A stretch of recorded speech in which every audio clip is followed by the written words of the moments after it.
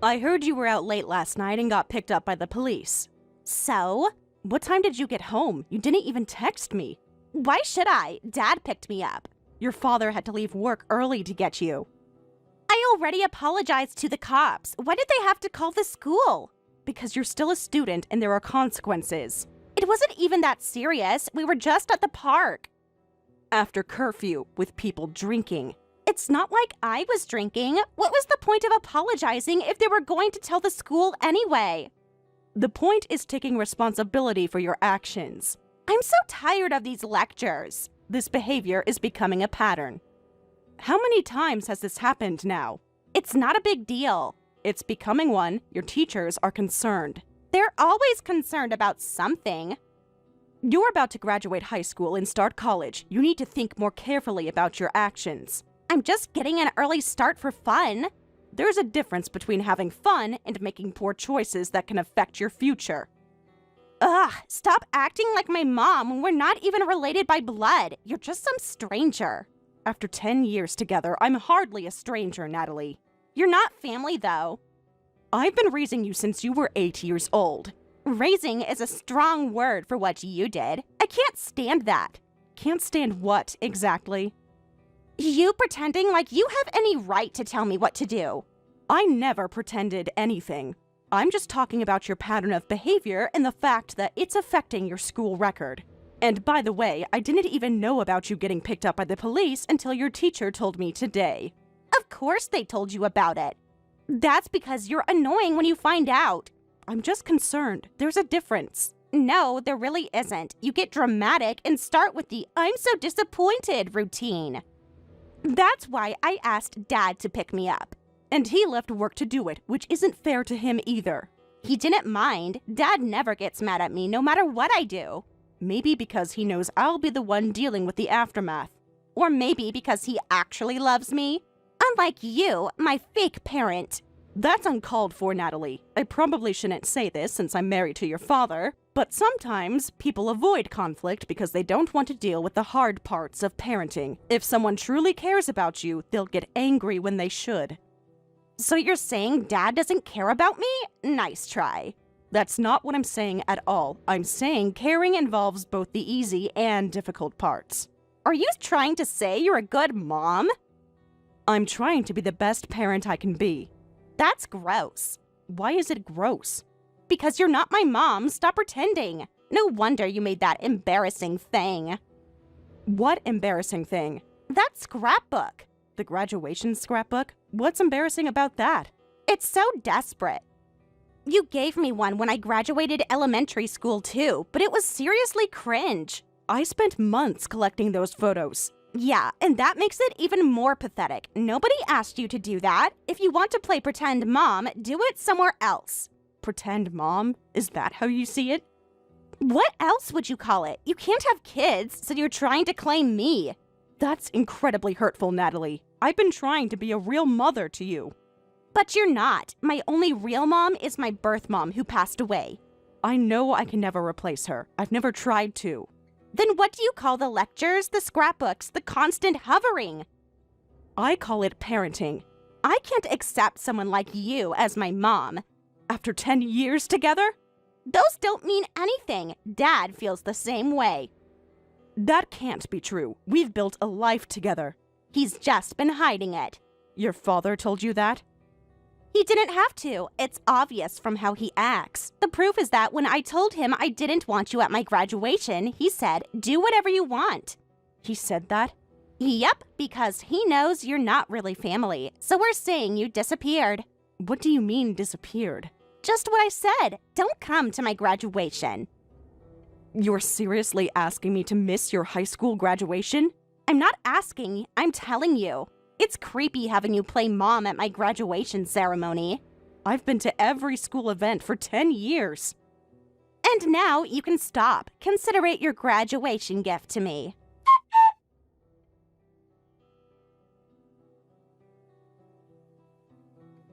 Tyler, are you going to be late again tonight? Yeah, big project deadline tomorrow. That's the third time this week. I've told you not to contact me during these hours. I'm working. I know, but Whatever it is can wait until I get home. Actually, today What? I was told some pretty harsh things. By who? Your boss? No, by Natalie. Did you know Natalie doesn't want me at her graduation? Oh, yeah, I think she did mention it. And you didn't think to tell me or discuss it with her? What's there to discuss? Just let her do what she wants. It's fine. It's not fine. I'm her stepmother. She's a pain when she gets angry. So you're just going to give in to whatever she wants? Look, I'm dealing with enough stress at work. I don't need more drama. If that's all it takes to make her happy, it's a small price to pay. A small price to pay? You realize what you're asking me to do, right? Miss one ceremony? She's saying she's telling everyone I disappeared. She's just being dramatic. I'm supposed to be her mother, you know. This isn't something trivial. What do you want me to do, force her to invite you? You could stand up for me, for starters. She still thinks highly of her real mother. I know that. I've never tried to replace her mother's memory. Then why are you making such a big deal out of this? It's been 10 years since I married you. 10 years or 20, it doesn't change how she feels. For Natalie, it's not about how much time has passed. So I'm just supposed to accept being erased from family events? It's just easier this way. Besides, you knew what you were getting into when you married me, so stop complaining now. I knew I was marrying a man with a child. I didn't know I'd be treated like this years later. You were the one who said you were happy to have a daughter like Natalie. That was a private conversation between us. I can't believe you'd throw that in my face. I'm just stating facts. You wanted to be a mom, and I gave you that chance. But you said you'd support me, remember? Yet lately, you come home late every day and leave all the parenting to me. I'm supporting us financially. Parenting is more than just financial support. I've given you plenty of support. When? You're never even home anymore. Like making Natalie be nice to you and stuff. Is that what you think parenting is? I told her to respect you. What more do you want? If you couldn't build a relationship with her, that's on you. I've been trying for 10 years, Tyler. I've been to every school event, every parent-teacher conference. And clearly it wasn't enough. Maybe it is my fault, but does that mean I deserve to be treated this way? After being a mother for 10 years, being told I disappeared is pretty cruel, don't you think? See, that's your problem right there. Always saying things like, for 10 years. We've been a family for a decade. Maybe to you, but Natalie clearly doesn't see it that way. That's probably part of why your first husband divorced you, too. Not just because of the kid issues. I can't believe you just said that. You've really changed, Tyler. People change. That's life. I get that work is busy, but you used to care more about our family. You never used to say such insensitive things. And you never used to nag me constantly. God, you're so annoying. I'm trying to have a serious conversation about our family. I'm already exhausted from working overtime. Don't make it worse. So I'm just supposed to accept whatever Natalie decides? Just let Natalie do what she wants. And what about what I want? What about my role in this family? Right now, I need peace more than anything. Got it? Fine, whatever. Thank you. I'll be home when I can. No need to rush.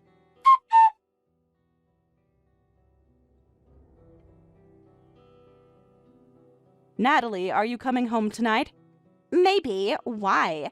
Just need to know for dinner. Since when do you care? I've always cared about whether you eat dinner. If you are, you'll need to heat up dinner yourself. Why? Too busy with your scrapbooking? No, I have an early meeting tomorrow. I'm going to bed soon. I don't really care about that. Are you gonna lecture me again? Not anymore. Normally, you'd tell me I'm not your real mom or that I shouldn't care. And? You're usually out this late. I'd be lecturing you by now. So why aren't you? Because yesterday you said yourself that you never thought of me as your real mom, right? Yeah, so? I figured you wouldn't want to hear lectures from someone like that, so I decided to stop. Wait, seriously? I see. No more nagging? No more curfew checks? No more any of it. Well, that's fine with me. Makes things easier. I thought it might. Good. About time. I hate being told what to do by a stranger. Yes, I'll do that. But just so you know, I really mean I won't do anything at all. What? It means no more nagging, but also no more cooking for you, no more cleaning your room, no more helping with college applications. I don't need your help with any of that stuff. You can do whatever you want. That works for me. Dad can handle whatever I need. Oh, and you're not coming to graduation, right? You made it very clear you don't want me there. Good, because I already told everyone you weren't coming. I already told my school friends you're gone, so it would be awkward if you showed up. I see. I didn't realize you'd already told people that. Well, I did. Then I won't come. I wouldn't want to cause any trouble. Awesome! See? This is so much better when you just listen. What exactly did you tell them happened to me? Just that you left. Nobody really asked for details. That's considerate of you. I know, right? This is seriously the best. Looks like you finally understand your place. I think I do understand my place now, yes. About time. Since I'm about to start college, it's the perfect time for you to graduate from playing house. So, if you need anything, please figure it out on your own. That would be helpful. Don't worry, I will. Good. I'm glad we've reached an understanding. Wait, is this for real? Since you told me to disappear, I won't be coming back? Yes, it's real. You can't be serious. I'm completely serious. You're really making me laugh right after graduation. I'm glad someone's laughing. You're just doing this for attention. Are you actually disappearing? Yes, I've been packing for the past week to prepare. What? Where are you even going? I have a friend who's letting me stay with her until I find my own place. This should make you happy, right? I mean, I guess. You said you wanted me gone. Yeah, but I didn't think you'd actually do it. Well, I am. Getting rid of some nagging stranger is amazing. I'm glad we're on the same page then. We definitely are. Just thinking about it makes me feel great. I'm glad you're happy. Makes leaving worthwhile. So when are you actually going? I moved the last of my things out while you were at your graduation party. Oh, by the way. What now? You know your friend Carly? She's going to the same college as you, right? Yeah, she is. Why? Just curious. It's not like it matters to you since you're disappearing. Well, you know how I always went to apologize whenever you caused trouble at Carly's house? I never caused trouble. What about the time you broke her mother's vase, or when you borrowed her clothes without asking and stained them? Those were accidents and ancient history. Because of that, I'm actually pretty close with Carly's mom.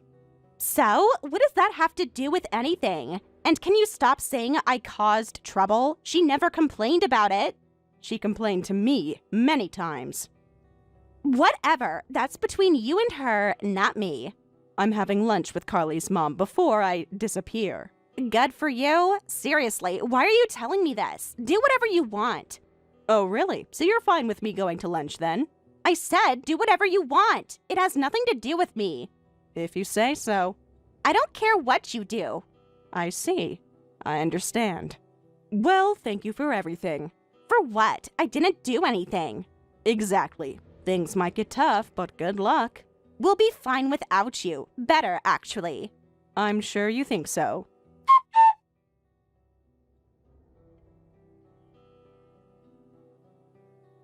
Hey!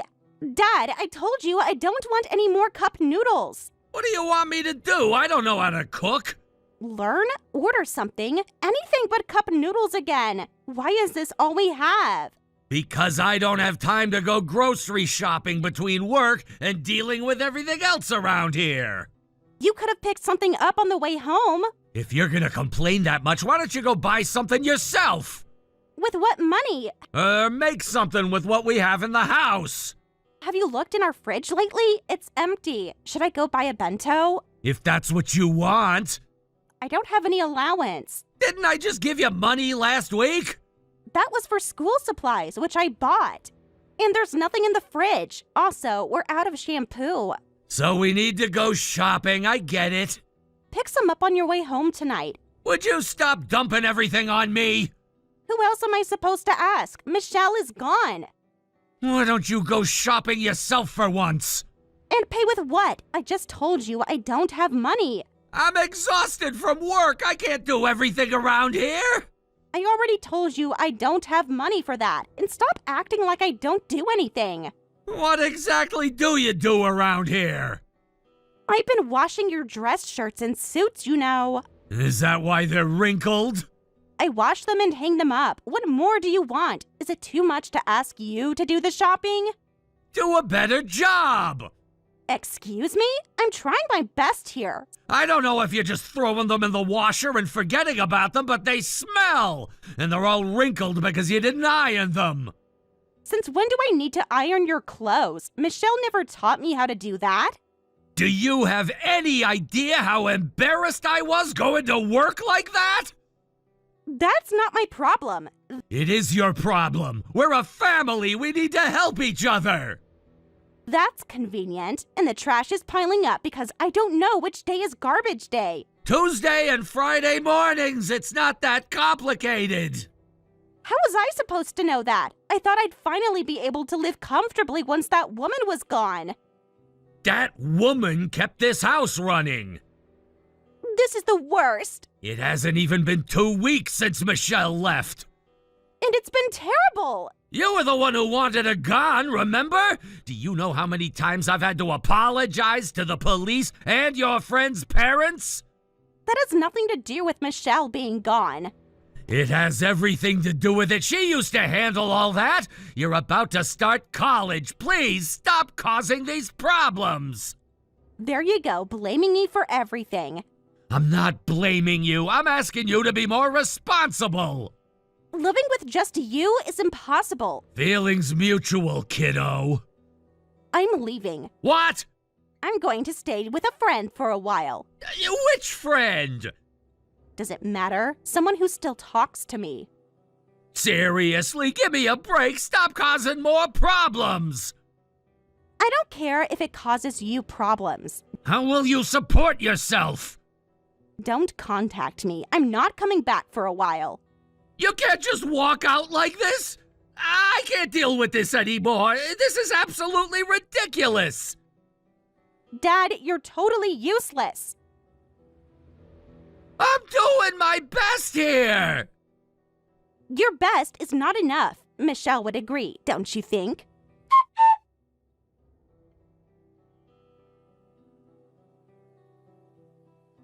Excuse me? Why are you suddenly messaging me? What's going on?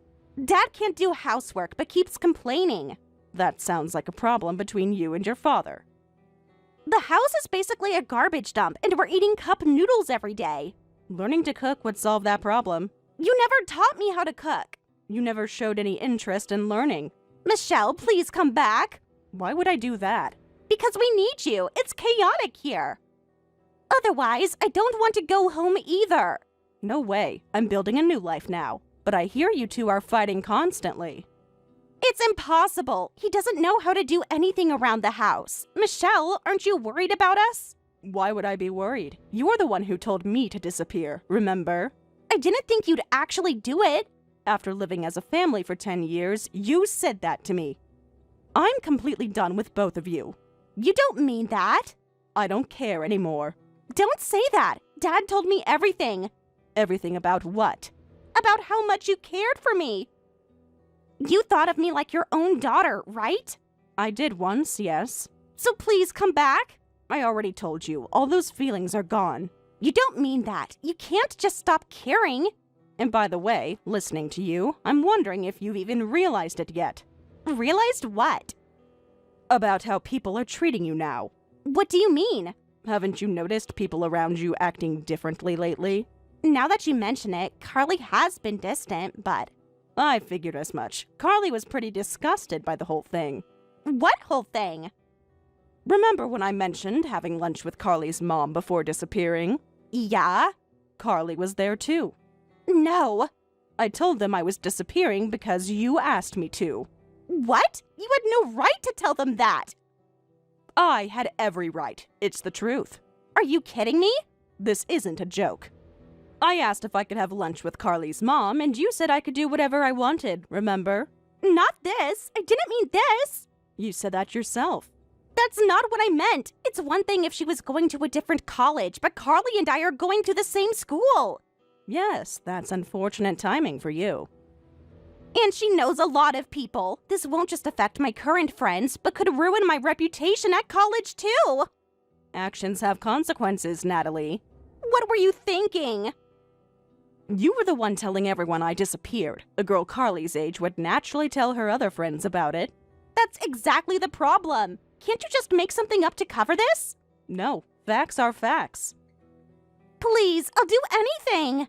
It's too late for that now.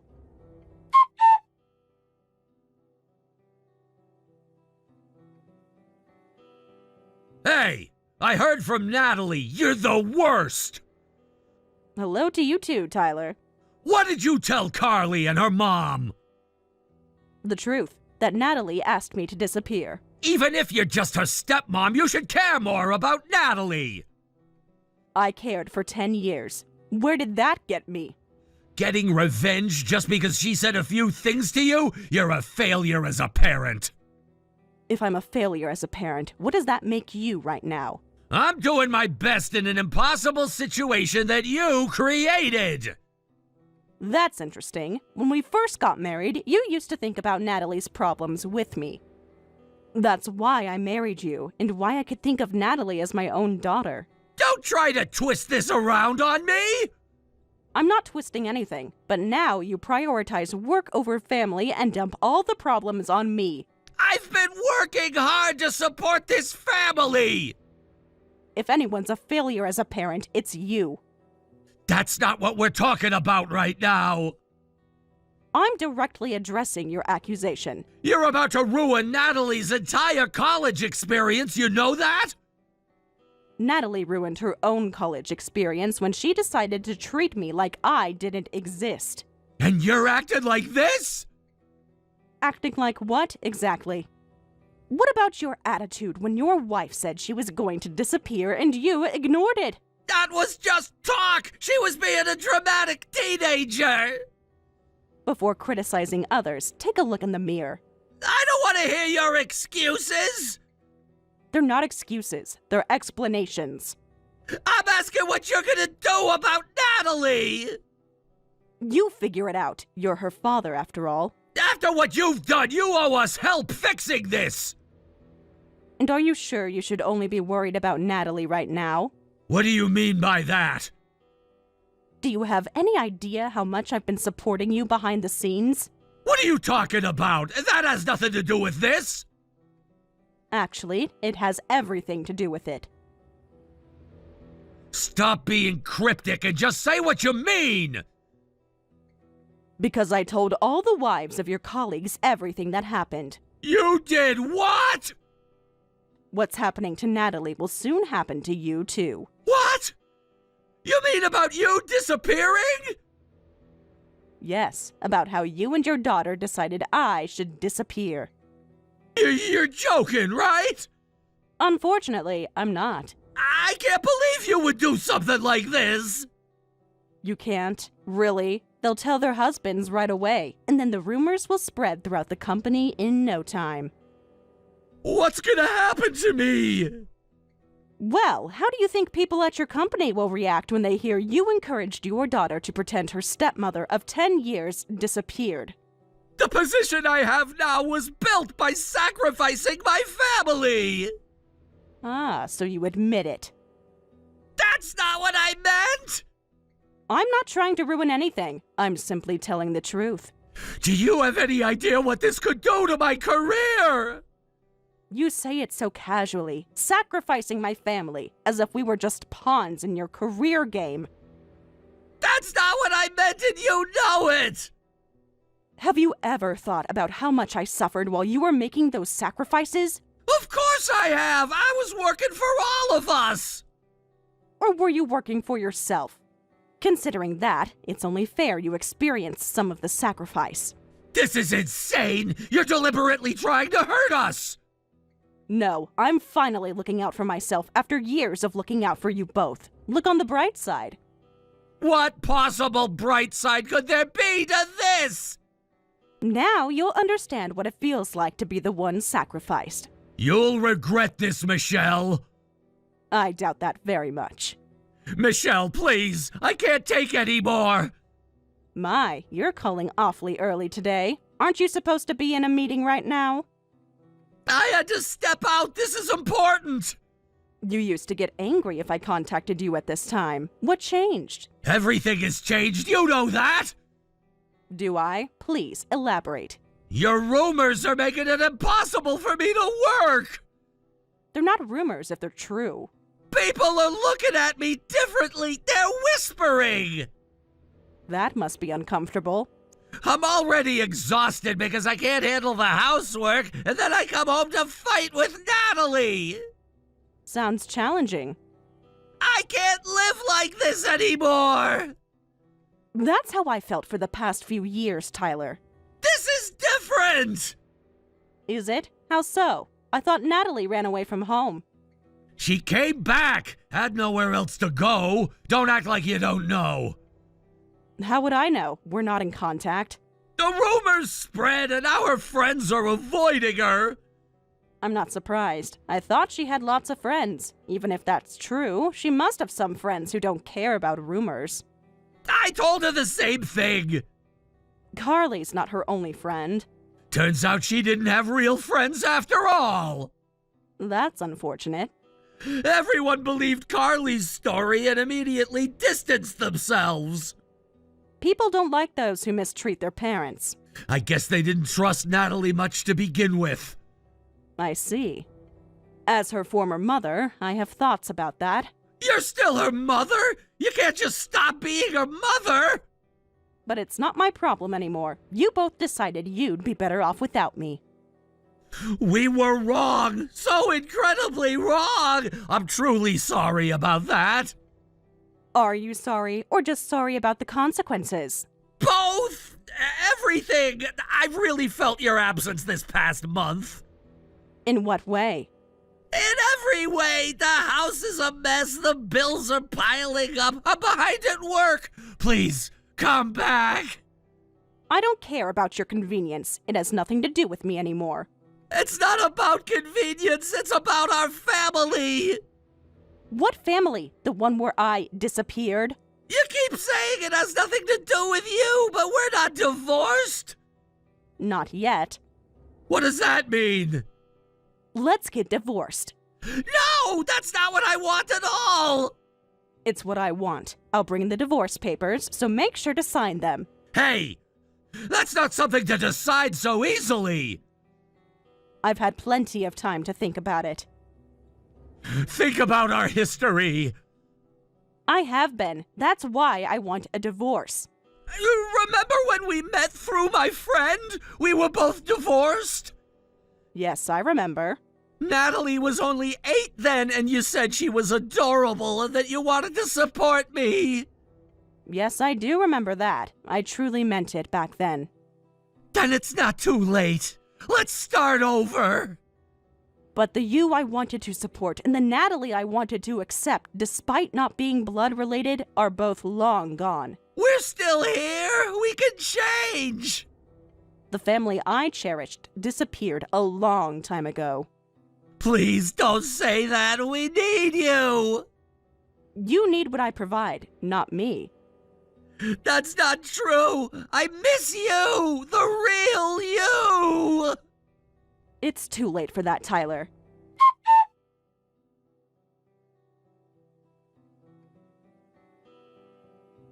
Mom, I'm really truly sorry.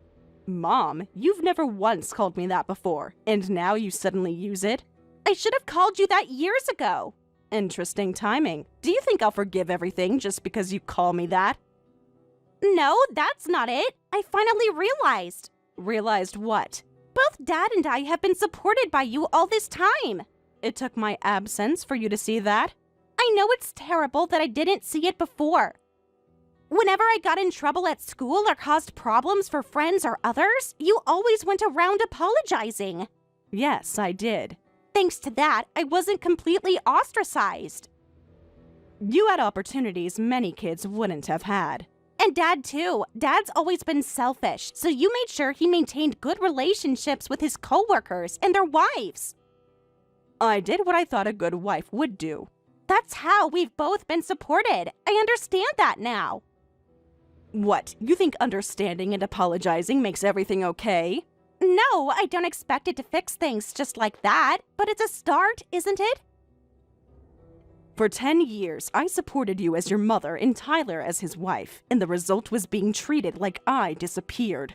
I know, it was awful of me. I have no interest in hearing apologies from people who would do something like that. Please, just listen. I understand why you're angry, and I know what I did was terrible. Do you really understand, or are you just saying what you think I want to hear? I really do understand. Everything's falling apart without you.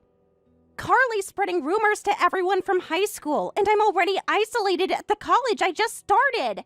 That's your own fault. It has nothing to do with me. I know it's my fault. I'm not denying that. Then why are you telling me about it? It's not just that. Dad's been on edge lately, and it's scary. Neither of us can cook properly. There are cooking classes, YouTube tutorials. We've tried. Nothing turns out right. The house is a mess. We can't survive like this. You'll figure it out eventually. So please help us. Mom! I'm not your mom. You are to me. I see that now. Hasn't Tyler told you? I've decided to divorce him.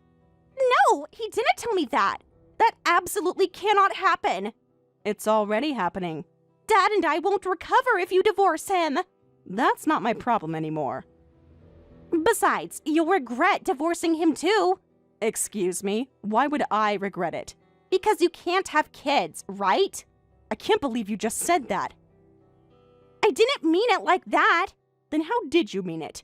That's why you treasured me, even when I was horrible to you. You think I only cared about you because I couldn't have biological children?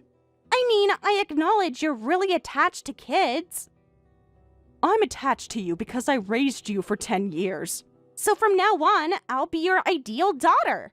You can't just decide to be an ideal daughter overnight. I'll do whatever you say and treat you properly as my mom. You had 10 years to do that. I know I wasted those years. I was stupid and selfish. Don't you think staying married would be better? Better for whom? For all of us. We can be a real family now. I'll stop causing trouble for others and be a good girl who listens to you. This sudden change seems convenient. It's not sudden. I've been thinking about it ever since you left. I promise I'll never call you a fake mom or make fun of you again. Promises are easy to make when you're desperate. Yes, I'll be your ideal daughter, Mom. God, this is ridiculous. Now you're the one playing pretend. I'm not pretending. I really mean it. Why bother putting on this act and trying to please me? It's not an act. Sorry, but if you want to play daughter, do it somewhere else. Please don't say that. I need you. I don't have a daughter. You do! It's me! Thanks to you, I understand that clearly now. Goodbye.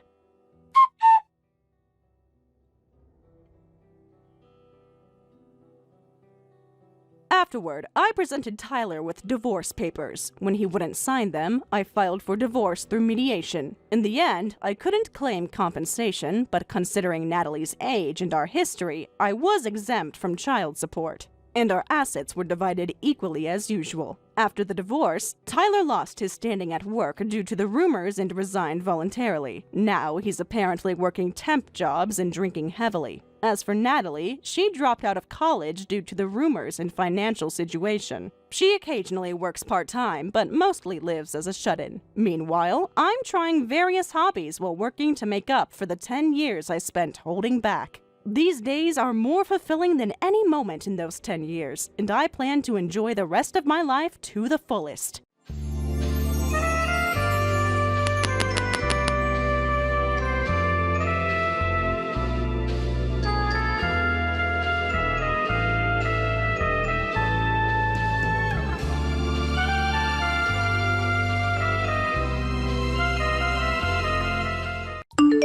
Never, ever come over to my house again, you low-life dog, I am never allowing you to marry my son and become a part of my family. If there was anything wrong I said to you today that may have upset you as much as you are now, I'm sorry. It wasn't anything you said. You yourself are what's wrong and why I am offended by you. And considering that you are nothing more than my son's fiancé, don't you ever reference me as your father-in-law again. Nobody ever said that I wanted to be anything more to you than a stranger. And of course, you're no longer his fiancé anymore, so forget about calling me anything else besides Mr. Johnson. No way. Why won't you let me get married to Tanner? Tedious! You actually think I want to explain to you again why I won't let my son marry the daughter of some low-life factory worker? I want your low-life father to see what his daughter looks like being drenched in that freezing cold water! I don't care what it is you have against me. Throwing a whole bucket of icy water on me like that and then kicking me out was a poor move. You, Cecilia, was it? I am not allowing you to marry my son, and that makes you nothing more than a stranger to him now.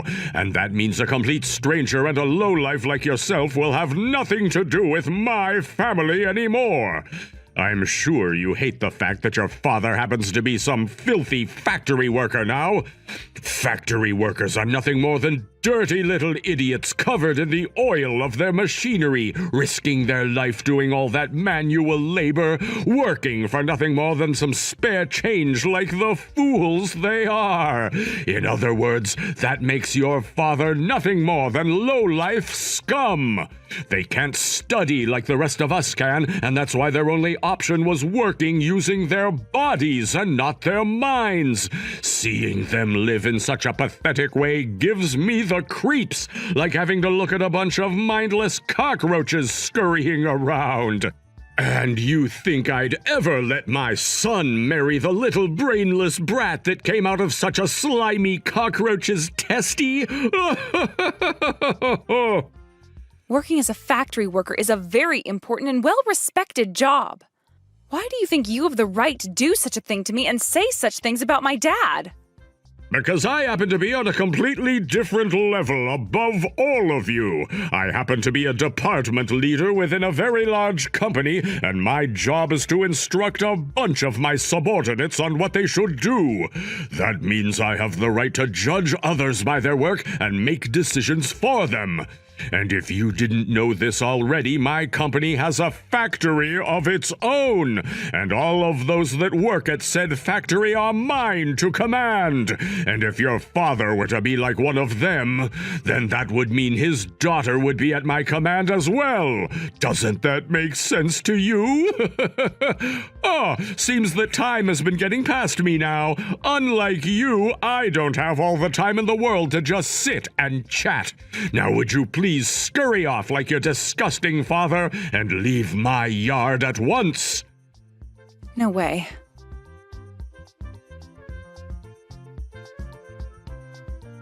Dad, are you at home right now? What's going on, Cecilia? Weren't you supposed to be going back to Tanner's parents' house today? I feel like you're coming home way earlier than what was to be expected. I was kicked out of their house by Tanner's dad. You were kicked out of their house by him? Did you say something inappropriate to one of them? That's what I thought I'd done as well when I was first sent out. But I'd only been talking about the kind of work you do, and I told his dad about how you're working in a factory currently. The moment I said that to him, he started saying that you're nothing but a factory-working lowlife. So that means he's looking down on us based on my line of work? Also, as he was kicking me out of his house, he threw a bucket of icy water all over me. And I was left in the front yard of their house, freezing in the cold. What did you say? Where are you right now, then? I was afraid to call for a taxi since I'm drenched and didn't want to completely soak the inside of their taxi. And considering the house isn't too far from here, I decided to just start walking back home even though I'm shivering. What are you thinking, Cecilia? You think you can make the 2-hour walk all the way back home in this kind of freezing cold? Can you take a second to find somewhere warm to sit and wait for me? I'll bring you a change of clothing so that you can get changed before I bring you home. But what about your car seats? You think I actually care that much about the leather seats in my car? Just find a place to wait for me that'll be warm, and I'll come and get you real soon. All right. There's a cafe close to me, so I'll step inside there for a bit and wait for you to come. Make sure to get yourself a coffee or something to help warm yourself back up, please. I'll be there in 30 minutes or so please take a seat and warm up. We can talk more about this in the car on the way back home, okay? Just for right now, get warmed up and wait for me. Will do. Thank you so much for doing that, Dad.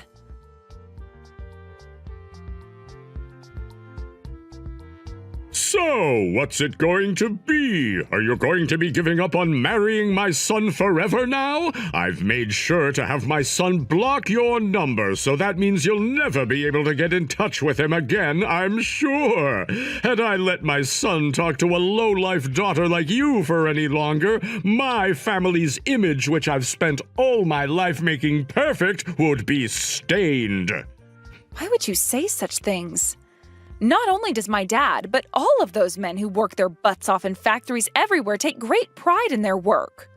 They only take pride in it so that they have at least something to live for. When it comes to those working in factories, or any kind of trade for that matter, they're all so worthless that they can't even use their brains to make money. In other words, they're just like cows and horses. The only thing that makes us humans different from animals is our ability to use our brains to make money. Do you understand everything I'm saying to you right now, Ms. Animal? No matter how you view my family and I, it is not going to change what happens next. Because now you've gotten my dad involved after making fun of him like he's some kind of an object. I don't care what kind of work a person does for a living. When it comes to my dad, he takes great pride in what he does and puts all his effort into it in order to support me. And as a father yourself, you have no right to be making fun of someone wearing the same shoes as you. This is why I keep having to repeat myself, right? The reason I have the right to make fun of him all I want is because he works in a filthy factory of all places. Are you sure you're not aware yet that you're an animal just like him, due to the fact that you still can't seem to understand what I'm saying? Where one works has no relation to their social standing. Are you aware of that? That's just something weaklings like yourselves say in order to keep your feelings from being hurt too much, right? So this means no matter what I try and say to you, you're not going to budge from that hill you stand on? I understand that very much now. You told me after having drenched me in water and forcing me out of your house that you wanted me to go to my dad looking like this. Ah, now that you mention it, I did say that. Then allow me to have my dad deal with you. And then I'll make sure that he's the one who gets to deal with you and your inappropriate behavior. Oh, interesting. But when you act like you guys could do anything to me, I'm sure that's just a bluff since you're nothing more than low-life animals. All right, then. I guess we won't have to hold back at all when dealing with you then. Having to watch as a sore loser fights for her life is quite the disgusting sight to be seen.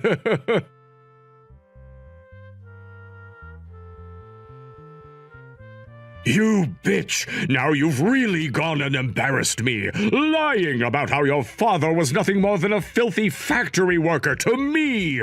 What the hell will you do to take responsibility for all of this if you cause me to lose my job? Don't blame me for your own actions. I did what I told you I was going to do, and that was get my dad involved in your mess.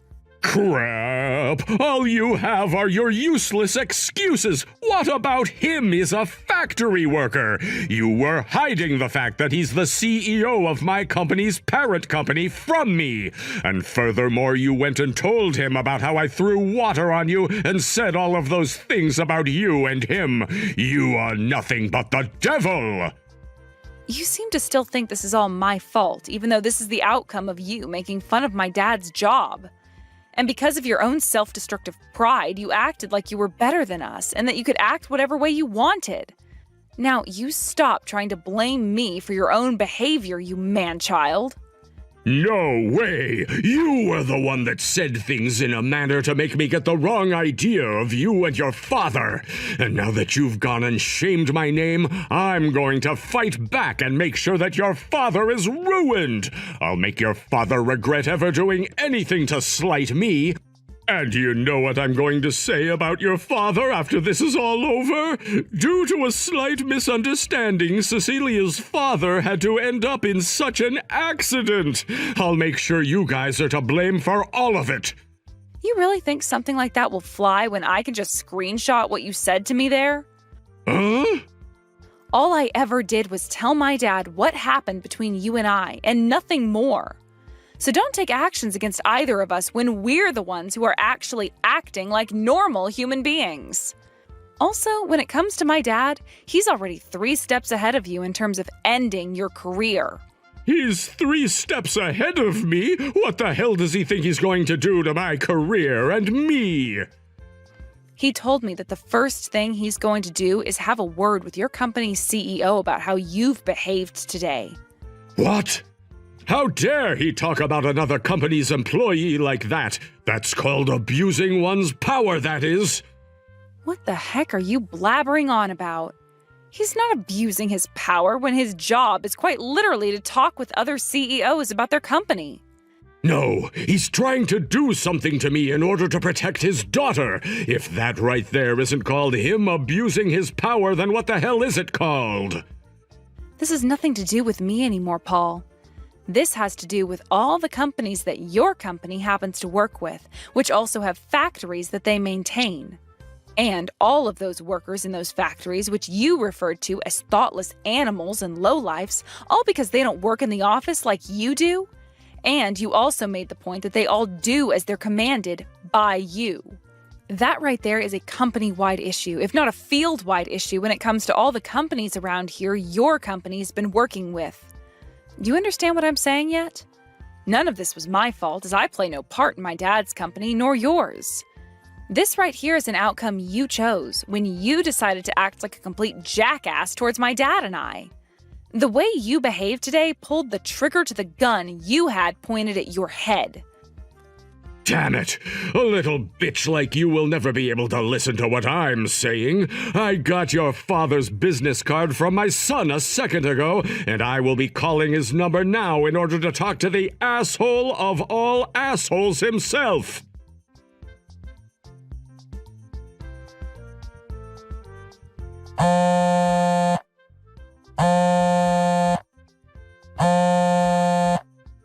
I'm assuming this is Cecilia's father, right? CEO Richard? Would you please find some way to listen to what I have to say? I'm not sure what kind of things you've heard from your daughter Cecilia about me, but you completely misunderstand me. So please, listen to my side of the story and everything I have to say. Who the hell is calling me and texting me like some kind of animal with its leg caught in a bear trap?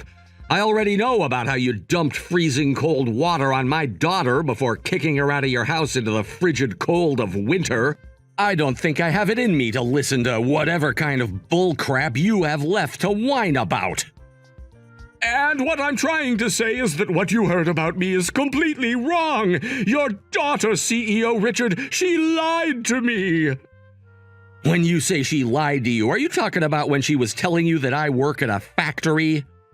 That's right. I understand that my company happens to run plenty of factories yourself, and so when she said that you work at a factory, that would lead anyone to believe that you are nothing more than a machine operator or someone else of a low-level position, right?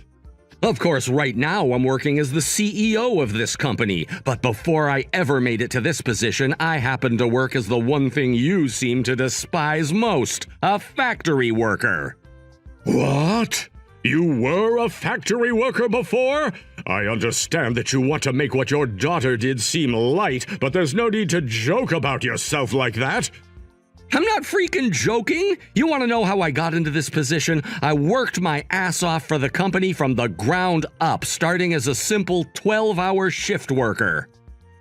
What the? Well, what the hell? I thought I was having to fight with the real deal here. I don't care what your company calls you now. You will always be that pathetic factory worker. In other words, you are the most useless CEO ever, and far more inferior to me than I first thought. No wonder you've been trying to scare me off like that, because all you brainless dumbasses know to do is make things up. All I have to do now is go and talk with my CEO about you, and he'll take my side in this little brawl, since he knows just as well as I do how little your word actually matters. I'll let him know that someone who used to work as a factory worker should never be trusted. If there was someone like you who has still not apologized once for what he's done, working under my supervision, I'd have you fired on the spot and escorted out. Stop whining about how your daughter got a little bit soaked in and left in the cold. She's not even a little baby anymore, so why are you getting so worked up over an adult that should learn to take care of herself? How about you cut that crap out right now? I don't care if she's 5 years old or 25 years old. You throwing cold water onto someone else in order to drench them and then forcing them out of your house to be in 30-degree weather is screwed up. When I went to get her, she was shivering non-stop, even after having sat for 30 minutes inside a nearby cafe. And as of right now, she's laying in bed with a fever of 101. After what you've done to my daughter, I'd like to see you face to face to show you just how much of an animal I can really be. Stop making such a big deal about it. It's because you spoil her so much by talking like that she's turned into a useless waste of woman who thinks that it's okay to lie about everything. Shut it! Ever since Cecilia was a little girl, she's had issues with her immune system. She had to go to the hospital around 10 to 11 times a year because she'd always be getting sick. She's had to struggle with her illness so much all her life that she's experienced life-threatening events more than you or I can account for. And even though she's much older now, her immune system is still weak, and she still falls ill quite often. I'm sure you heard about that from your son when he talked with you about her, right? Now that you mention it, I guess he did tell me something like that. But even if she has a weak body, she's not a child anymore. I see. No matter what is said to you, you are just set in stone, unable to move away from your unbelievable ideals. I was going to wait to say this, but now you've left me no choice. You would have been hearing about this from your CEO, but now I'm going to have to tell you about how I've already spoken with him over the phone, and so he's well aware of what you've done and said. And if that wasn't enough for him, he replied by telling me the issues he's already been having with you. About how within the office you harass your workers all the time, right? And you've already been warned about the way you talk to your workers plenty of times. Oh, you're talking about that! They're all just over-exaggerating, calling me some kind of a harassing boss. I'm telling you, recently, all these newer employees the company is hiring on are all pussies.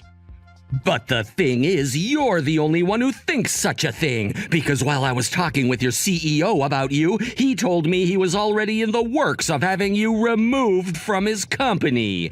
And after a few words back and forth about how he can get rid of you, we came to a way that will have you removed from his company in no time. Are you saying I'm being fired?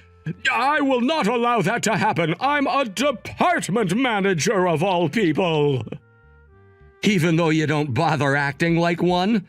I've seen and heard enough from you to know you're not cut out to work with other people, let alone speak to people in general.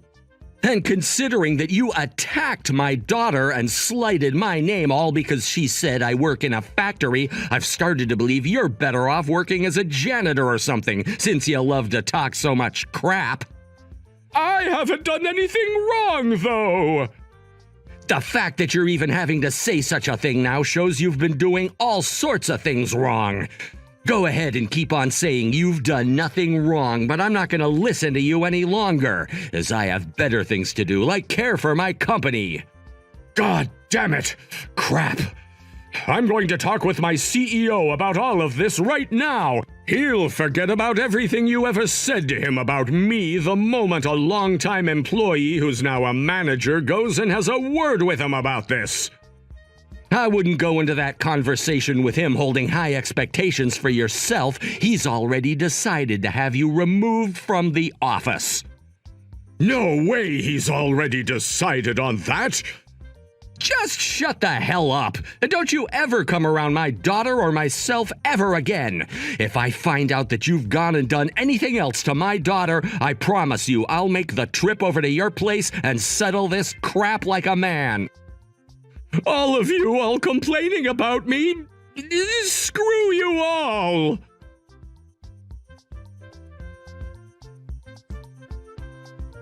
Had you not come into my life and completely ruined it, everything would be going perfectly for me. I'm not going to let you get away with what you've done, you bitch! I'm getting myself a lawyer and suing your ass! That's going to be pretty funny to watch, considering I'm the victim of a crime. Stop acting all tough now just because your daddy's the CEO of a company. Because of you, my wife is now abandoning me, and my one and only child, Tanner, is also getting ready to leave. Did you tell him anything else about me that's made him hate me that way? How would I be able to talk to him when you're the one that blocked my number on his phone?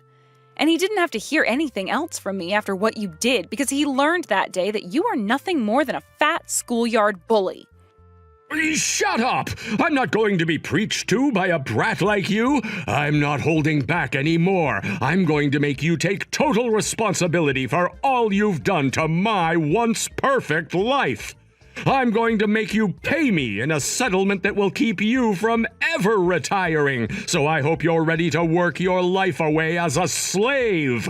And considering you're the daughter of a CEO, your daddy will have all the money I could ever ask for after being made the victim of such a terrible crime. How about this? Go tell Daddy to get $100 million ready for me. Then, once you've both paid it all off, I might be willing to forgive you. I know how much he cares about a whining bitch like you, so he'll do anything to make sure the settlement is paid off to me. How much more do you have to keep jerking your cock before you'll finally have busted your load? I already told you to cut it out making fun of my dad like that. Sure, my dad was a factory worker when he first started out, but that was only because right after my mom had me, she passed away. He would leave me with my older sister during the day to go work 12 hours a day, 5 days a week at that factory. All to take care of my sister and I, never being able to see either of us because we were always asleep when he got home. He worked like that for years and years, all while also making sure to study up on the company so that he could move up the ladder one rung at a time. And now that he's made it all the way up to being the CEO of that company, I cannot respect him enough. I thank him every time I see him for the time and energy he gave for his family. And I will not have you sitting there making fun of him any longer. Oh, that's what I expected a brain-dead bitch like you to ramble on about, immediately biting back at whatever tries to get close, just like a dog. Do you really think I care about how much your daddy had to work for you guys? Hell no! The only thing I care to think about right now is how much money I can milk from you both in a settlement for having gone and ruined my life. And once I have all that money from you guys, I'm sure both my wife and son will come back to me. I knew someone like you only cared about two things in life: money and your image. I will never be able to understand such selfish pigs like yourself, but I can understand now why you no longer have the ability to listen to my dad or I anymore. If you can understand why, then shut your goddamn pie hole and pay me the settlement. Then I can finish all of this without even having to worry about paying for a lawyer. Are you sure? Are you sure you have the ability to take me to court and sue me over your self-inflicted damage? Because I really don't think you can. Huh? What are you talking about now? I'm not listening to the howls of a sore loser anymore, you bitch. You still haven't heard everything then yet. Did you really think that after being dismissed from the office and not being allowed to work that the company would just leave you be and not do anything? Because you'd be terribly mistaken, as right now your company's HR department is investigating all of those occurrences that have been reported regarding your workplace harassment. And in some of those investigations, your CEO was able to get in touch with former employees of yours.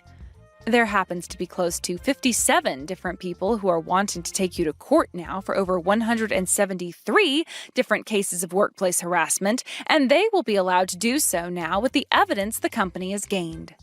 Or at least that's what I've been told. I'm being sued now? Over something like workplace harassment? What the hell are they all thinking? The only one you should be asking that about right now is yourself, considering your complete lack of ethics. Think about it. Once all of those victims of yours have taken you to court and you've had to pay them all out for what you've done, will you really be able to talk crap about anyone or do anything to anyone anymore? I think it's time you give up trying to be this top dog, whatever the heck, and get ready to call up your bank.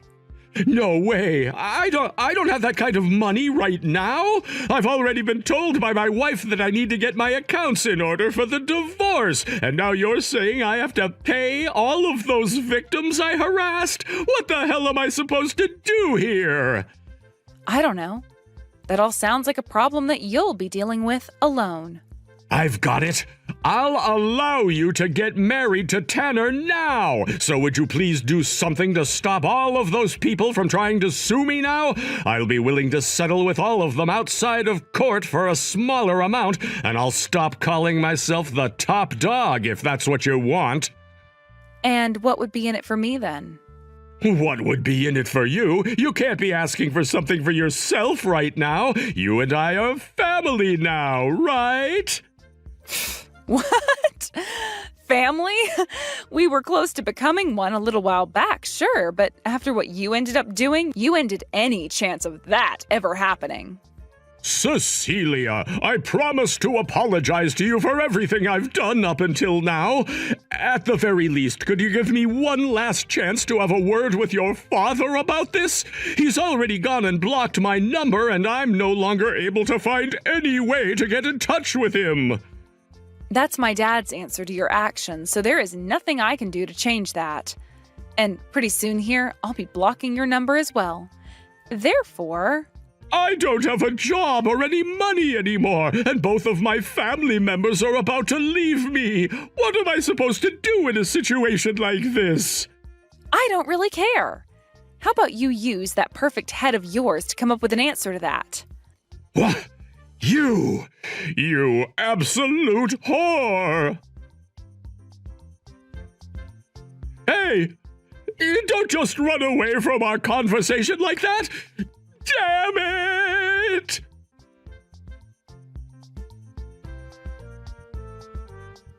Dad, I'm coming home now. Do you want me to come and get you from the bus station? You don't have to do that for me. Tanner's coming out to take me home from here. I see. I guess if he's going to take care of you, I don't have to worry. How could a man like Tanner's father be such a dick when Tanner himself is so kind and thoughtful? As a man who has dealt with many types of men throughout my life, I know there are men like him out there who happen to get caught up in thinking they're the best due to their money and status, and are willing to throw away all their humanity in order to continue feeding their pride, which has grown too large for them to carry without sacrifice. I know what happened kind of sucked, but at least I was able to figure out the kind of monster he was right away and didn't have to learn down the road after finally becoming family to him. I think it was a good thing getting drenched like that, right? Don't say things like that! You had me worried sick when that happened. It was just a little joke, Dad. Sorry for always making you so worried about me, Dad. No, that isn't something you need to apologize for. As your father, it's my job to always be worried for you, and therefore I always will be, no matter what's happening. Thank you for saying that, Dad. I've always appreciated you for being so open with me about that. But promise me that you'll cut back on always treating me like a kid, because I really do need to start taking care of things on my own from now on.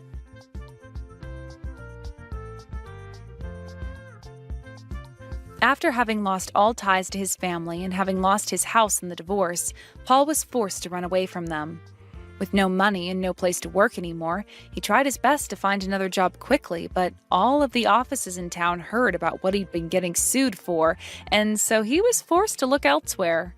He went around asking smaller businesses if he'd be able to work for them, and would always brag about the kind of manager he was at all of the interviews he could get.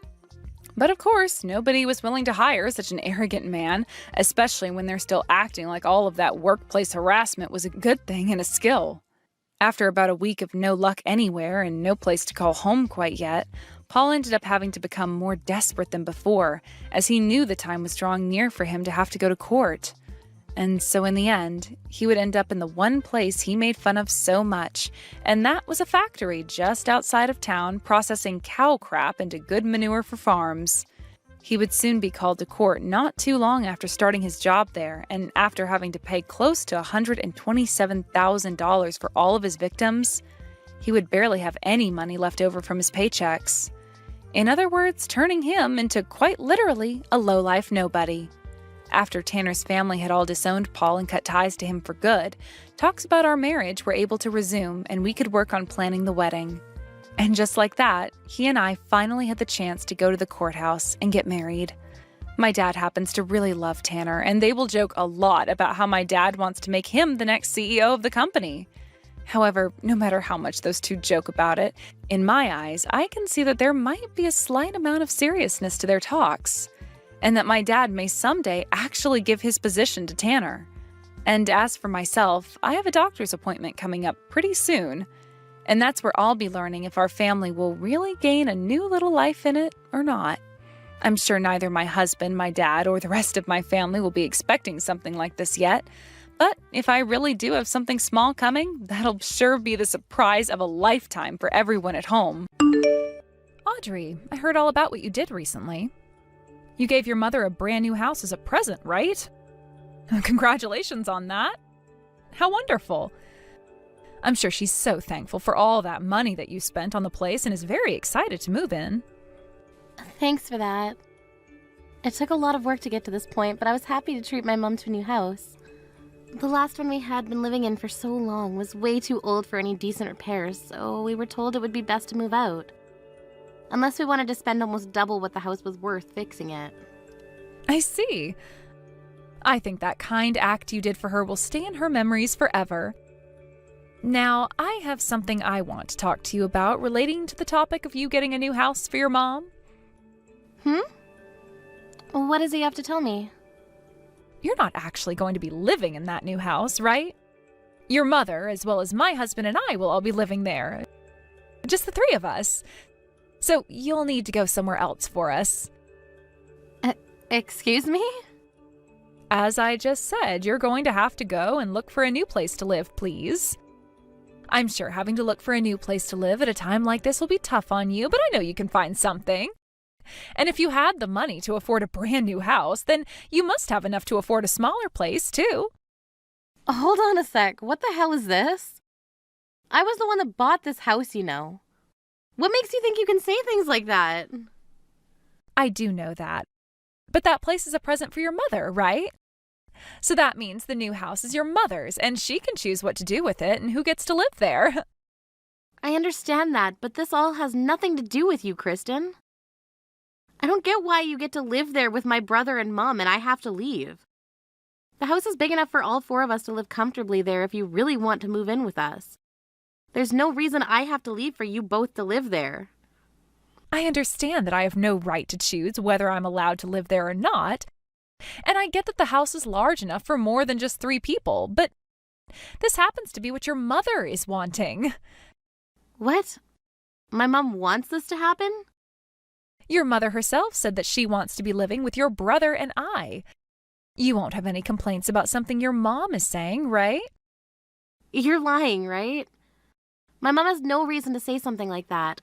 Her and I have been living with one another forever now. But your mother begs to differ now. She really wants for us two to go and live with her now instead of you. So quit your whining, please, and live with this reality. I'm not whining about it or anything. Just, well, why are you acting like you're better than me or something? Because you have no idea what's going on here. Your mother hates you, yet you still don't seem to get that. Huh? She's asking for your brother and I to live with her now, and for you to get out. So would you get lost now? You wouldn't want to piss off your own mother anymore after she just got such a thoughtful present from you, right? All right, fine. Bye then. Yay!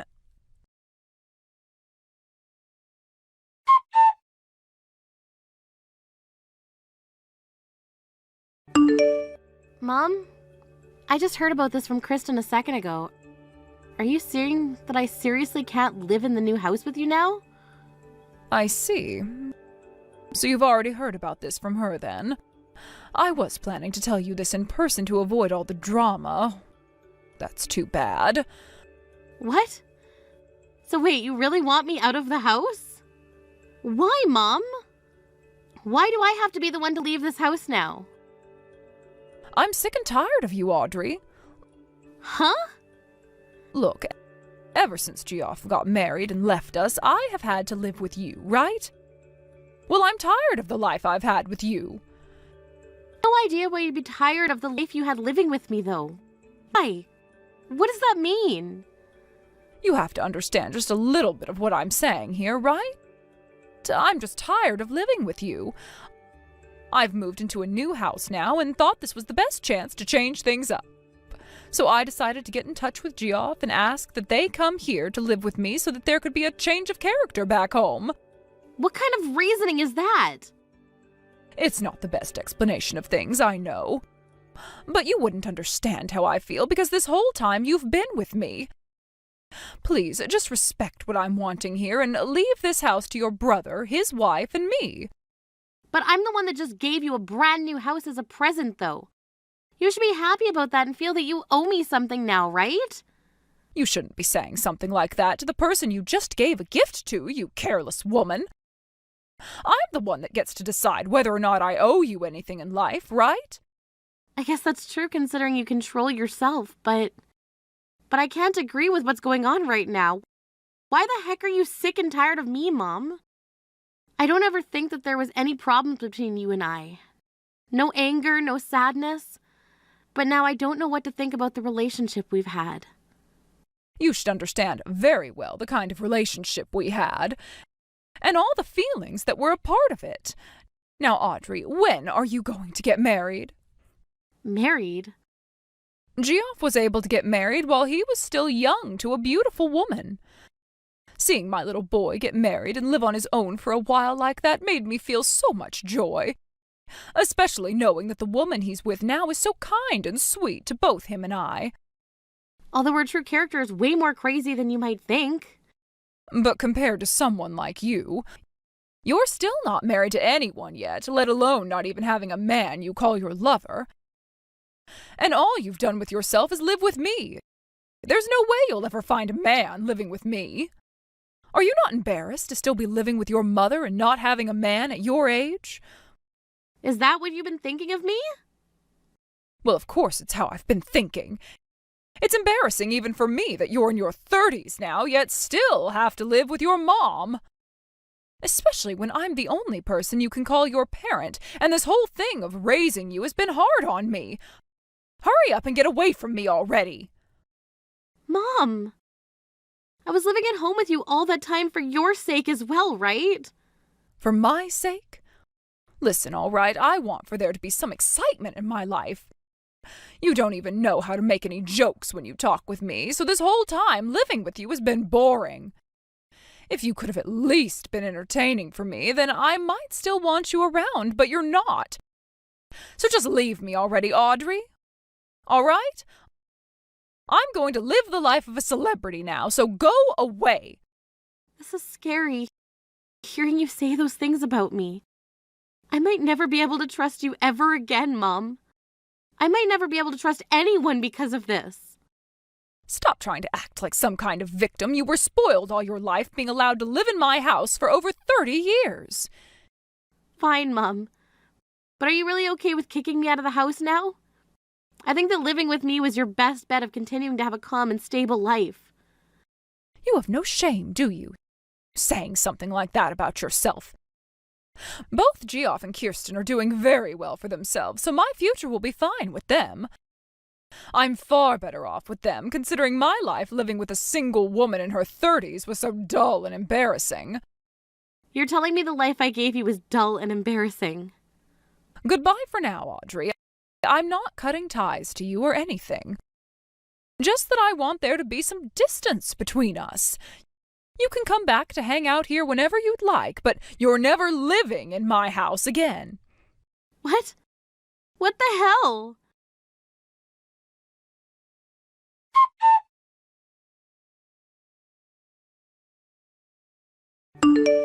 We finished moving into the house with your mother. Starting today, the three of us will all be enjoying this brand new house you've gotten for all of us. Is that so?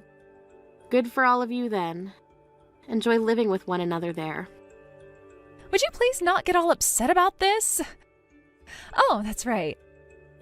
I wanted to ask and see if you found yourself a new place to live yet. I happen to have a really good friend who's a realtor, if you'd like me to show you to them. I have a new place now. You don't have to worry about me anymore. There's something for you. Do you mind if I come over there later with some paperwork I can have for you and Jeff? I feel it would be best that the name of the house is changed so that you guys own it. Right now, the house is still under my name. That's a good point. You have nothing to do with this house now, so you can stop on by and hand us those documents to sign. Then we can be the owners of this amazing house, and you'll never have a chance of coming back to live here. Sounds good. How about I come over later today and we can fill out all of these? We'll be waiting for you then. I guess living on your own has helped teach you how to understand your position in this family, hasn't it?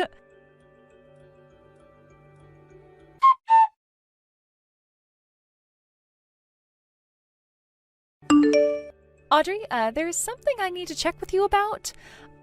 I'm being asked to pay off this loan for some reason, so do you have any idea what this could be about? You're asking me what the loan is about? Well, I'm just asking because this house was already paid for in full by you, right? So that would mean there's no more debt that needs to be paid off, right? And if there is, you should be the one being asked to pay. Huh? But the ones living in that house right now are you three, right? Why would I have to pay off that loan still when it's not mine to pay anymore? Because this loan would be under your name. I was assuming that the three of us would get to live in this house for free because of that. Did you forget something then? 1 month ago, you took my name off of that house and changed it to your own. Those papers also stated in them that the loan for the house would be changed as well to you, and that you needed to start paying it off as the new owner of that house. What? You should still have a copy of those papers on you, so go ahead and read through them again. I thought you read all the documents before you signed them, right? What? How much is remaining to be paid then? As of right now, I think you still need to be paying $2,500 a month for some time. Can you pay that? I can't pay that kind of money. That's way too expensive for me. Were you even able to pay that kind of money every month for this house? I was able to pay it because I happen to work a lot of hours. And actually, I have my own company, although it's all based online, so there's no physical office or anything. Is that right? I never knew anything about that.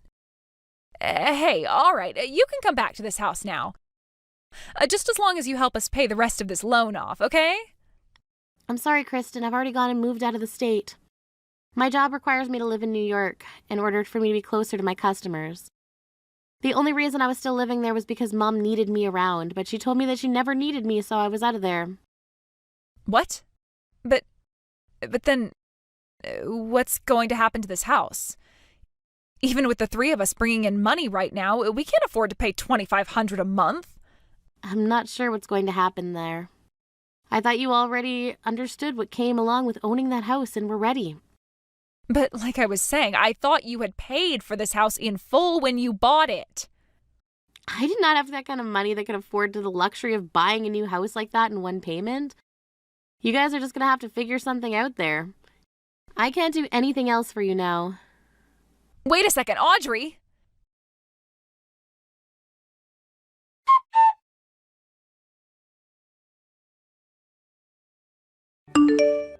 Hey, Audrey! Stop bullying my precious little Kirsten! You're the CEO of your own company, right? You should be more than capable of paying off that loan for us. You're the one that started to bully me first, you ass. Kicking only me out of that house after all I did to get it for you? I never kicked you out of the family, though, right? I told you already that I was sick and tired of living with you was all. And that's why I had you kicked out of this house. How the hell do you get sick and tired of your own daughter like that? You really are a screwed up mother. This is my life, and I have the right to do what I want with it. You have no right complaining about what my life is like. Look, Audrey, you bought me this house as a way of being a good little girl for Mommy, right? Well, then make sure you finish the job and pay off this present to me in full. I don't care about being kind to you anymore, Mom. That feeling of wanting to be a good daughter to you is gone now. I was going to pay off that loan all by myself at first, but then you kicked me out of there without even giving me a choice. I didn't know that you had to get a loan to afford a house like this. Oh, jeez, you are such a stingy little jerk. I wouldn't call something like this a thoughtful present from you. What makes you think you can start calling someone like me who can even afford to get a loan in the first place stingy? I like to think that you have no right saying things like that about me when you've been the most useless mother I've ever seen. But at least I don't have to think of you as my mom anymore because those days of calling you family are over. Then I guess you're no longer my daughter. Geoff seems to have his crap together and knows how to be a good son, but then there's you. Then why don't you ask that well-behaving and put-together son of yours to pay for the house? Geoff already went and found a woman and got married, which is more than enough for me. Probably the best gift I've ever received as his mother. All you've done is lived in my house for years and years like a little toxic parasite. Even though I was the one paying all the bills and groceries. You were still living with me in my house in your 20s, so of course you had to start paying. You really have no idea what you're talking about. I'm being told by a woman like you that I have no idea what I'm talking about? Well, so be it. Looks like you're all starting to get all worked up a little after I left the house. So you guys will soon see just how much I did know what I was talking about. Good luck living life with peanut-sized brains like those. Gosh dang it. You really have to put a stop to the life I could be living right now. What am I going to do about this? Especially when those two have told me they're in debt right now. Huh? What's this about them being in debt? Those two ended up failing at whatever business they were trying to open, and that led them into some serious debt. I only heard about this from them a little bit ago, though. Seriously? Friggin' idiots. So does this mean the two ended up tricking you? What do you mean they tricked me? Explain yourself right now. Well, whatever. None of that has anything to do with me now. I hope you'll do your best to get out of that mess now. Hold your horses! Audrey!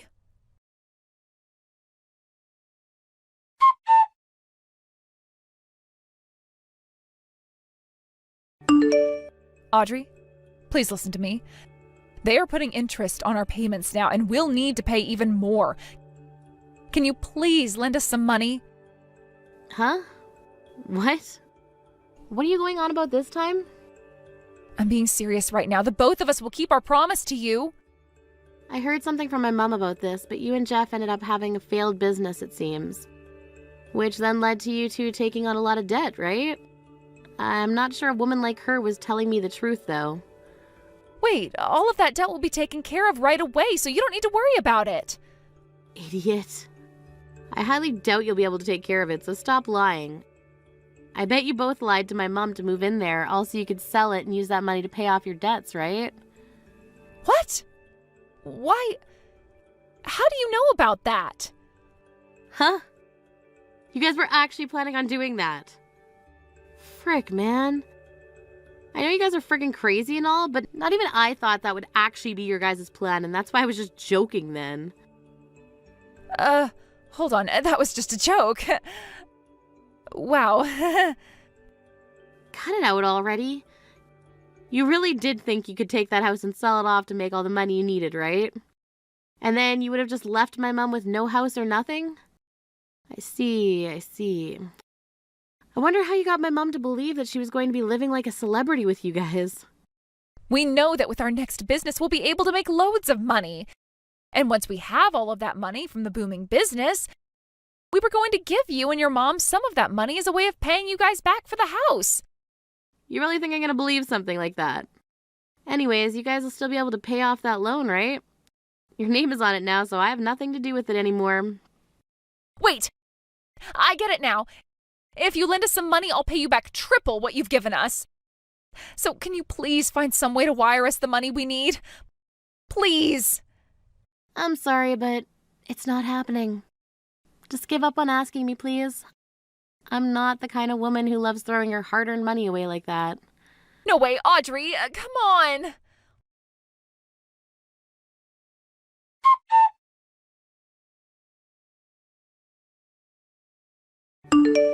Hey, would you freaking stop trying to call me all the damn time? You're the one that keeps trying to call me for all these hidden numbers, right? I'll tell the police about this and we'll have them deal with you if you keep it up. Please do not do that. You've already gone and blocked all our numbers, so I had to start calling you from other hidden phone numbers. I can't believe you even went and blocked G off like that when he's your own family. Are you really that heartless of a person that you cut ties to all of us? I am, actually. I had to become heartless in order to save myself from all those headaches. The moment they stabbed me in the back like that, I let go of my feelings for my family and said goodbye. I'm going to block this number of yours as well, and then probably change my number so you can never call me. Understood? Please, Audrey, listen to what I have to say. Right now, our new business is actually doing very well. It is. We've been getting a lot of customers and have so much money now that we can actually breathe again.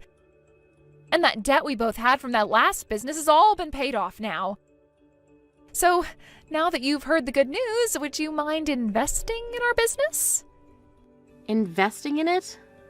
Yes! If you can do that for us, we'll pay you back 3 times the amount you put in. How does that sound? I'm sure this all sounds wonderful to your ears, right? Then, tell me why, if you're both doing so well money-wise right now, is my mom in jail for theft? What? Every once in a while, some of my friends from back home will send me news articles showing me what's going on around there. You all are really just so pathetic. She was caught trying to steal bread from a supermarket. And it wasn't just her that was trying to steal from there, but another man she was with too, who happens to still be on the run. Let me guess, the man still on the run is Jeff? No, I'm sure that man just has the same looks and first name is all. If you tell me the truth here, then I might still be willing to help you out with whatever the hell you want. Really? You're not just saying that to get me to confess? I'm being serious, but you've already got it made it clear that you're lying to me right now just by suggesting that I'm wanting you to confess. Crap. Right now, I'm in really big trouble and I don't know what to do. Your mom is in jail right now and I haven't been able to get any response from Geoff. I literally can't do anything right now because everyone is gone. So where are you right now? I've been staying the night at Jonathan's, but I'm starting to run out of money and won't be able to pay for food anymore. I'm starting to think my best option now is to steal some money from the cash register and just run away from here. Don't do that. If you try that one, you'll end up in the same place my mom is right now. I'm not going to really be able to do much for you, though, so maybe it's better that you're in jail and given a place to sleep. Hey, why the hell would you say that? Can you at least give me enough money for another week of food here so that I can stay? I just need 500 or so, please? How about you ask your own family for help? After my first business with Geoff failed and we went into debt, my parents both cut ties to me. I had already used up so much of their money on that business and it went to waste. I can totally understand why they felt the need to cut you out of their lives. And that's the same way I feel about you. Now, talking any more to you is only going to be a waste of my time, so I'm blocking you now. Bye-bye. What? Hold on for just one more minute, please. Please just do something for me. I'm in trouble right now. There's nothing else I can do for myself. I keep on saying no over and over again to you, all right? Why can't you just accept that as my answer and F off? You really have no idea what's going on here, do you?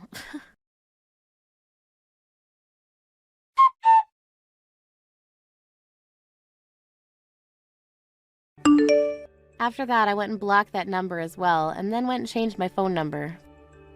From then on, I was never ever contacted by Kirsten again.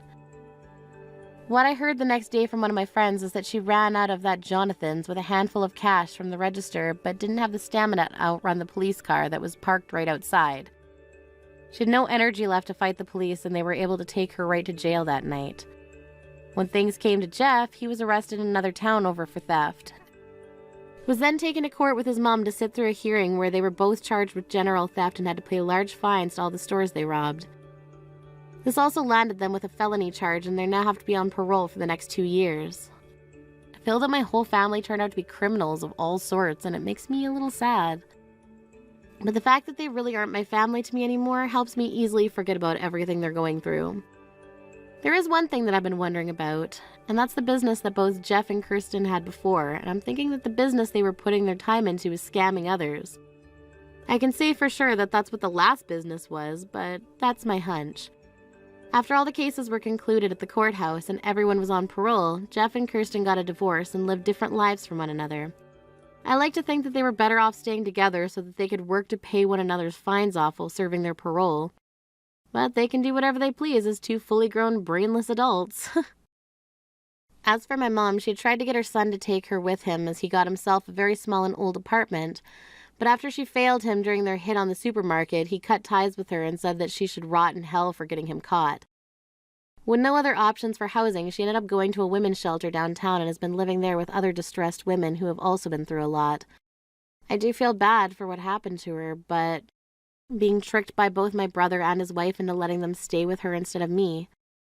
But after all I had done for her and not an ounce of respect given back to me after all that, I was totally done with her, and to this day, I like to think about how her celebrity lifestyle is going. When it comes to my life currently, I've been working hard in New York making more money for myself.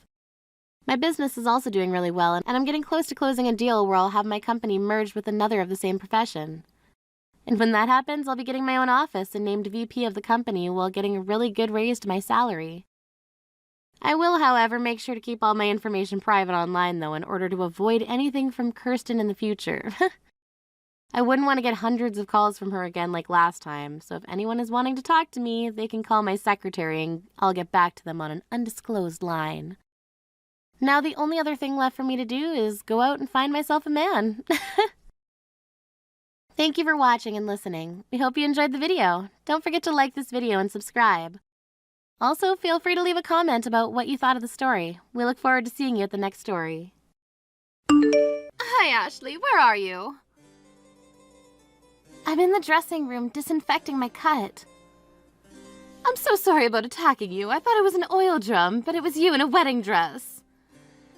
How could you possibly confuse me with an oil drum? First of all, why would you try to attack it in the first place? It was the same color as your dress. Plus, I think I'm a little buzzed.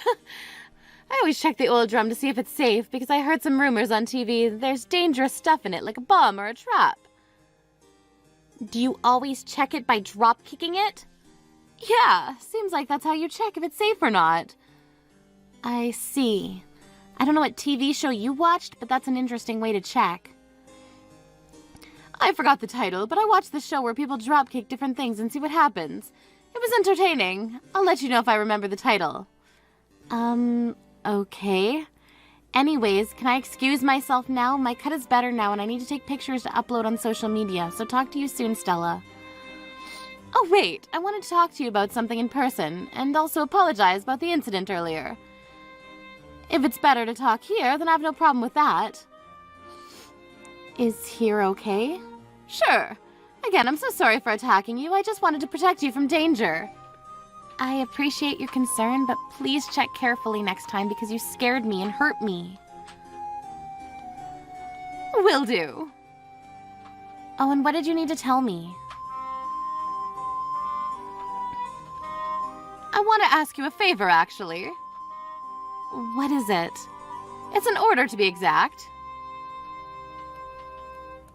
Do you want me to go buy you something for you? I'm wearing a wedding dress and pretty busy now, so that's not possible. Sorry. No, can you listen to me? Do you have a problem with someone in my family? Do you want me to change flowers? Do you want to change your seat? Shut up and listen to me! sorry, I just asked you those questions because you always have a problem with something, so what is it then? Not this time. I want you to send me $6,000 every month. $6,000. Seriously. Yes. Why? Well, I was going to only ask you for $3,000, but you kept on interrupting me and pissed me off, so I made it $6,000. How did I piss you off? You just did, okay? I don't think that's the reason. I bet you just have a problem with me, right? I think you were still going to ask me for $6,000 pissed off or not. Shut your mouth! Wow, I can't believe that Zane is marrying an idiot. Excuse me? You heard me. I'm sorry, but I don't want to be called an idiot by someone who mistakes an oil drum for a person. Well, it's not my fault that you're fat and look like one. Oh, so you kicked me on purpose. Why did you lie to me? Because out of all the girls in this whole world, he decided to choose you. And he made the right choice. No, he made a terrible mistake. He should have chosen someone better than you. Didn't you at least think about losing weight for today? I don't need to because I look fabulous. Being fat leads to diabetes and high blood pressure, you know. Yeah, it is true that being fat can increase the risks of those health problems, but there are people who are healthy like me. So you should stop making assumptions like that. Yeah, whatever. Anyway, you better pay me $6,000 every month, okay? Why do I need to pay you? Because you're marrying a genius that I gave birth to. I need to pay you just for that reason. Of course. Do you know how much it took for me to raise him perfectly? He's handsome, works at a top position in an elite company, and made a lot of accomplishments for the company. Think of it as education fees. I have no clue what you're saying, but there's no way I can pay you $6,000 every month. If it's every 6 months, maybe I can, but I won't. You really don't know how anything works, do you? You always have to pay a price to get something. I see, but I don't think that matters now, so I'll happily marry him whatsoever. Wow, Zane is very kind to get engaged to a woman who only has a brain like a bird. He's so perfect, a true gentleman. That's some kind of insult mixed with whatever you just said. You probably don't understand what I said, so I'll explain it simply. He's so perfect that you don't deserve him. I'm sorry you feel that way. I know you love him and want the best for him, but he chose me, and I chose him. We're happy together, and we support each other. I hope you can accept our relationship and be happy for us. I will not accept your relationship whatsoever, but if you plan on paying me, I'll let you marry him. How does that sound? This is a joke, right? No, I'm being serious. Can I ask your husband about this? I wonder what he's going to say about this. I hope he disagrees with this nonsense. You don't need to ask him because he agrees with me. Actually, he was the one that said these things in the first place. What? Seriously? He's a chill person, so I thought he would never say that. Well, you thought wrong, so why don't you just give up and pay us every month? If not, I'm going to make him call off the wedding, okay? Is that a threat? Nope, I'm being serious right now. Wow, I'm going to talk to Zane about this because this is ridiculous. Hey, Zane, do you have time to talk now? Yeah, call or text. Texting is fine because I know you're getting ready for the wedding. Yeah, I still need to have my hair styled by the stylist and get dressed. You got ready early. I actually came 3 hours ago. I wanted to take pictures for my social media. I took about 300 already. Oh wow! I hope you got some good shots. Can you show me those after the wedding? Sure, I'm definitely going to end up with 1,000 pictures today. I want to see your pics before the wedding also. Okay, I will take a few pictures while I'm getting ready. Is that okay? Of course. Anyways, I just noticed that you sent me screenshots of conversations between you and my mom. I'm really shocked. She hurt you and said the meanest things to you. I'm happy that she's proud of me, but she went too far. Can't believe that she called you fat. You're not okay? Thank you, Zane. What should I do about paying them $6,000 every month? If I don't listen to them, they're gonna cancel the wedding ceremony. That's ridiculous. $6,000 is a lot of money. I mean, I have enough earnings to send your parents money. Do not send them money, okay? I love my parents, but they are really rude and disrespectful. I've always thought that something was off with their personalities, but I didn't know they were this rude. Also, I know they waste their money on unnecessary things, and they never helped me when I needed them, so they won't do anything in return. I never met people like your parents in my life. I thought that I could get along with your dad because he was a chill person, but boy was I wrong. Sorry to say this, but I don't want to have them as parents. You don't need to be sorry. I'm tired of them, actually. Hey, why don't we use this opportunity to cut ties with them? What? Are you okay with that? I also have been paying rent for my parents' house, so if I cut ties, I don't need to pay it anymore. Ha ha ha! Do you think that they'll just cut ties with you that easily? Yep, I know they will. Great, we should plan something then. Definitely. My mom still thinks I'm a well-behaved son who works at a top company, so I will still act like the elite me. What should I do? How about telling her that I lost my job or something? I'm pretty sure she will have a sudden change in attitude. Sounds good. Wait, isn't she gonna be worried about you though? She only thinks about herself, so probably not. Really? I think she loves you because she brags about you a lot. You'll see her true colors after you tell her. I seriously want to know, so I'll send her a chat in a little bit. I just want to take a few more pictures. Of course. Thank you, Ashley. Hi, Stella. I talked to Zane. Okay, and I haven't got a proper answer from you yet. Are you going to pay the $6,000 every month or not? No, I won't pay for it. So is it okay to cancel the wedding like I said? I canceled it already, actually. What? Yeah, so you guys can go home. Wait, what? I don't want to pay $6,000 every month, so I thought it was better if I canceled the wedding before you did. You made the right choice. Good to hear. He deserves someone way better than you. Just to let you know, Zane will be leaving with me also. You guys didn't break up? Nope, why would we? Did you think that canceling the wedding means breaking up? Looks like he wants to cut ties with you also. He's the one that said that. Yes, he's embarrassed that you're forcing me to pay you guys every month. He also said that he can't pay for your rent anymore. What? Seriously? He's paid well, so he should have no problem paying for it. He doesn't have a job now, actually. You didn't know? What? He didn't tell me about this. Are you lying? I'm not lying. You may already know, but he's a very good salesman, but his performance began to decline from about 2 years ago, and he couldn't cope with that anymore. So he stopped going to the office 6 months ago. Did he have a mental breakdown or something? Yes, he did. He just gave up and didn't go to work. He stays in his room almost all day doing nothing. What? He doesn't go to work because of that stupid reason? I mean, there seemed to be a lot of pressure because it was a big company. He shouldn't be that weak because he's my child. Mine! Why don't you talk to him about it? I will. You don't need to tell me that.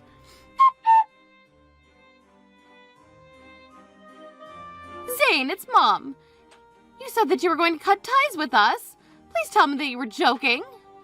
Oh, you heard from Ashley? I'm not joking. I will cut ties with you. Why? We've given you a good life, haven't we? You did. But I can't forgive you for disrespecting and insulting Ashley, and there is no way I'm letting her pay you $6,000 every month. I just told her the truth. You need to watch your words because it can affect the other person's feelings. How would you feel if someone told the truth about yourself in the same way you told her? I know you will feel hurt and angry. So what? I won't listen to them and just move on. That's you, though. People take it differently. Whatever. Hey, what's the story about you having no job? This is what I wanted to ask you the most. You heard from her, right? I haven't been working for this past 6 months. I was able to pay for your rent because I had quite a lot of savings left, but not anymore. Are you serious?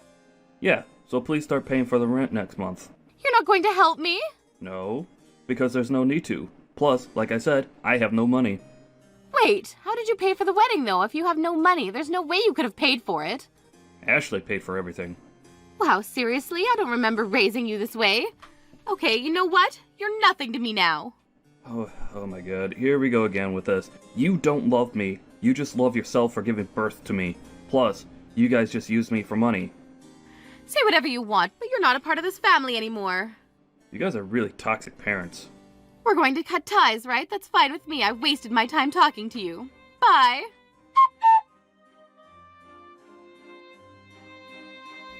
Ashley, didn't you guys cancel the wedding? Why are my relatives sending pictures of the wedding? We actually canceling the wedding. I'm excited for the wedding reception. What the hell? We're on our way back home. Why didn't you tell us?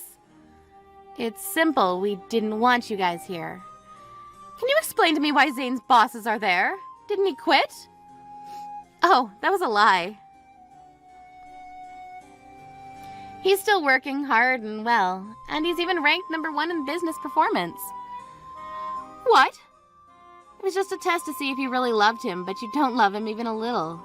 You know what? We're going back. He's very important in my life, so I'll be attending the wedding. So you decide to show up because you know that he still works and gets paid a good amount? Wow. I have no words to say to you right now. But I don't blame you because you need to pay off debt, right? What? Sorry, but I overheard your relatives talking about it in the smoking room. So you were spending money because you thought Zane would take care of it later, right? Hey, what the hell were you doing in the smoking room? I wasn't in it. I was getting dolled up for the wedding reception and it was close to the smoking room. You just wanted to keep him so he'll pay for it, right? No, that's not true. I was spending money because I had to pay for some urgent things. What urgent things? Like medical expenses, groceries, and transportation costs. Zane is right next to me, but he told me that he paid for those and that he knows you're lying. I know that you don't want to let go of him, but we already cut ties. You guys are just strangers, so don't think about coming back. No, please. I'm in a tough situation now, so please understand. I can't pay the rent for next month, and I can't tell my husband about the debt. Yeah, and doesn't matter to me. Anyway, we'll go there from now. You're a nice person, so you'll listen to my story, right? This is your last warning. Don't come back or I'll report you to the venue. And they'll force you to leave. Nice, huh? It's kind of creepy when a mean person suddenly becomes nice. Please don't say that. I was worried about my son all along, so I may have sounded mean. Sounded mean. You called me fat, an idiot, and even kicked me. Look, I'm so sorry about everything. I will apologize. Sorry, but it's too late now. Please, can you let him talk to me? You don't need to pay for the $6,000 anymore. How's that? He said he doesn't want to talk to you. At this point, the $6,000 doesn't matter anymore. I'll live peacefully with Zane and make sure not to become like you in the future. Bye. Wait, you and Zane are the only two I can rely on. Who's this? I don't know you. Now, will you excuse me? The wedding reception is about to start. Zane's parents arrived at the venue, but our reception was over and we'd already left somewhere for the after party. They reached out to all the relatives, and when they finally arrived at the after party, it was over and nobody was there. They ended up not being able to meet us, but we didn't mind at all. Stella's husband eventually found out about her debt and got so furious that he divorced her. She now lost the last person who she can rely on, and she now lives in the streets because she couldn't pay for anything. On the other hand, we moved to a new house, starting a new life.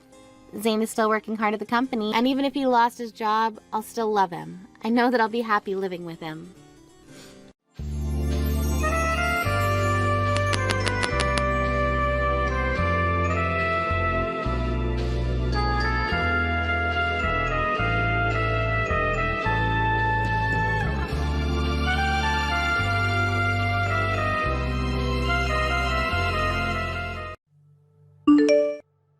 Cassidy, listen, would you stop trying to come into this house looking for money? I can tell that's all you want from us, especially because you just scream parasite. Mimi, I have no intentions of coming into your family to take any money. I just want to marry your brother because I love him a lot and want to be with him for the rest of my life. You liar. You only want to be close to all of us because you know about my family's company and that we have a lot of money right now. And if you want the proof, just take a look at yourself in a mirror. You look like the most moneyless and sad person I've ever seen. I'm sure you're always praying to be given money when you're not on the streets begging. You're calling me poor then? I thought that I looked pretty good in all of my designer clothing. Can't you see that everything I'm wearing is branded clothing? Huh? But you're always coming over here wearing that hoodie and sweatpants like a good-for-nothing shut-in. None of that clothing could possibly be from a good brand, and what woman wears clothing like that anyway? Did you give up on being a woman or something? I just happen to like this style of laid-back, casual clothing. I didn't start wearing all of this just to be called poor and sad by you. I mean, you can call me that all you want, I guess, but I'm just in this type of clothing all the time because it suits me. Then that means it's over for you now. If your sense of fashion is failing you, then there really is no hope anymore. But of course, the fact you have no money doesn't help you any, since that's the only type of clothing you can really afford to wear now. So go right ahead, keep saying that you like that style of clothing, but deep down, everyone already knows you're struggling and will never escape financial hell. How about you stop judging me so much, Mimi? What you just said is not true at all. Anyhow, I will not allow you to become married to my older brother with you looking like that. I am telling you, you are not fit to be standing next to my brother as his wife, okay? Say that all you want, but him and I are already engaged and ready to marry. I've also spoken with Chris's parents about us getting married, and they are both completely on board with it. Huh? You're calling my brother by his first name now? There's no way this is happening. He's my fiancé, though. What else should I be calling my fiancé besides his name? I literally cannot believe what is going on here. You are acting way too friendly with my brother already. Acting like you're actually his fiancé or something now? Well, I am his fiancé, so you don't have to say that I'm acting like one when I'm the one he's chosen to put the ring on. This is only being allowed to happen because both of my parents are really kind and super successful people. I know that they couldn't say no to a poor person like you, and that's the only reason you've been led into thinking you're getting married to my brother. Deep down, both my mom and dad are crying over the fact that they see some useless woman wanting to be with their son. Even if they really are upset about this, they told me they were happy that we planned on getting married, and that's all we needed. Dang it! You really are too selfish. Jesus, all of my family is way too kind to all you lowlifes. I have to make things right here once and for all, or else we'll be taken advantage of by people like you. Stop saying such ridiculous things like that, Mimi. Tell me right now, what about me do you not like? And please be reasonable this time. I hate everything about you. Nothing about you is on the same level as my wealthy family, so you will never be able to fit in here. Your face, your style, your clothing, the way you speak, who gave birth to you, all of it is at the bottom rung of the ladder. It all just screams lowlife. You did a good job fooling my brother into loving you, but I will not be tricked, you witch. Mimi, that kind of thinking is very biased and hurtful. There you go. Now you're trying to preach to me about things like bias just because you're older than me. God, everything about you is inferior to my family. I can just smell your inferiority coming through my phone's screen right now. I knew my senses were too good. Get out of my sight right now, you lowlife trash. Ugh.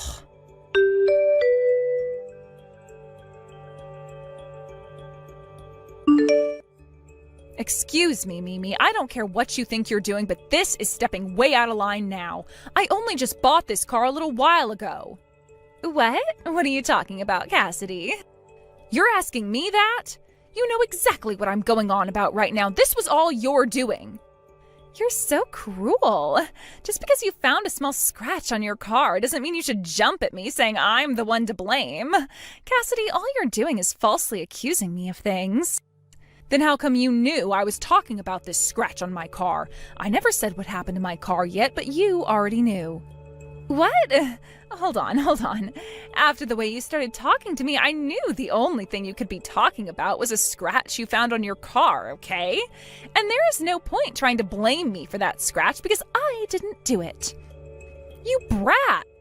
You're scaring me now. I might go tell my mom about how you're treating me right now. I'll let her know how you're starting to cuss at me right now. She might force you to stay away from my brother after that and have your marriage plans. How revolting. Do you have any clue how expensive this car was for me? What? Well, after having a good look at it, I could see that it's something an old man would drive, so I'm sure it was cheaper than cheap, right? I suppose I could pay you back for the damages to the car if you really want. Considering I'd only have to give you $1 or $2 for that crap mobile. But it wasn't me who actually scratched the car, so there's not really a reason for me to give you any money. The next time you crack another one of those vexing jokes, I'm not going to let you off the hook so easily. I'm sure you see me as being too nice and too stupid to do anything about you, but you are far from wrong. What? Is that you threatening me now? Now I'm actually starting to get a little scared. I'll have to tell my mom about this as well now. She'll have to hear about how her son's fiancé is threatening to do something to her little girl. Then we'll see what ends up happening to you in your future with my brother. What the actual heck, you... I have to act now after what horrors I've already experienced from you so that you and my brother don't actually end up married. I'm going to tell my brother about this as well now, so you're better off moving as far away from here as possible to avoid his wrath. It's already been decided. Chris and I are going to be getting married whether you like it or not. Both of your parents have already said okay to it, and there is nobody who wants to change their mind about it now. I was just trying to warn you there, but you still try to ignore my word. Then I guess I'll have nothing else to say to you, and there will be no mercy in the future. I hope you're ready for what all is bound to come next. That right there is a ton more threatening than whatever I said to you earlier.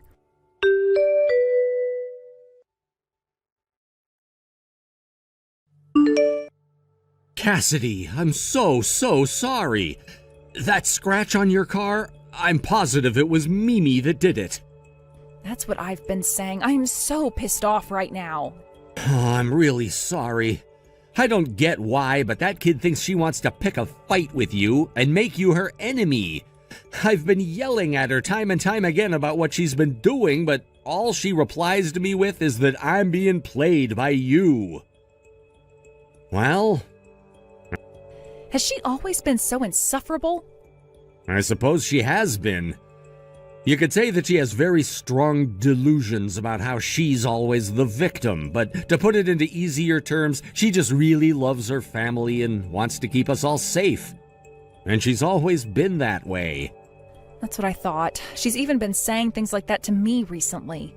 And to her, she sees me as this leech who is trying to get into your family for your money.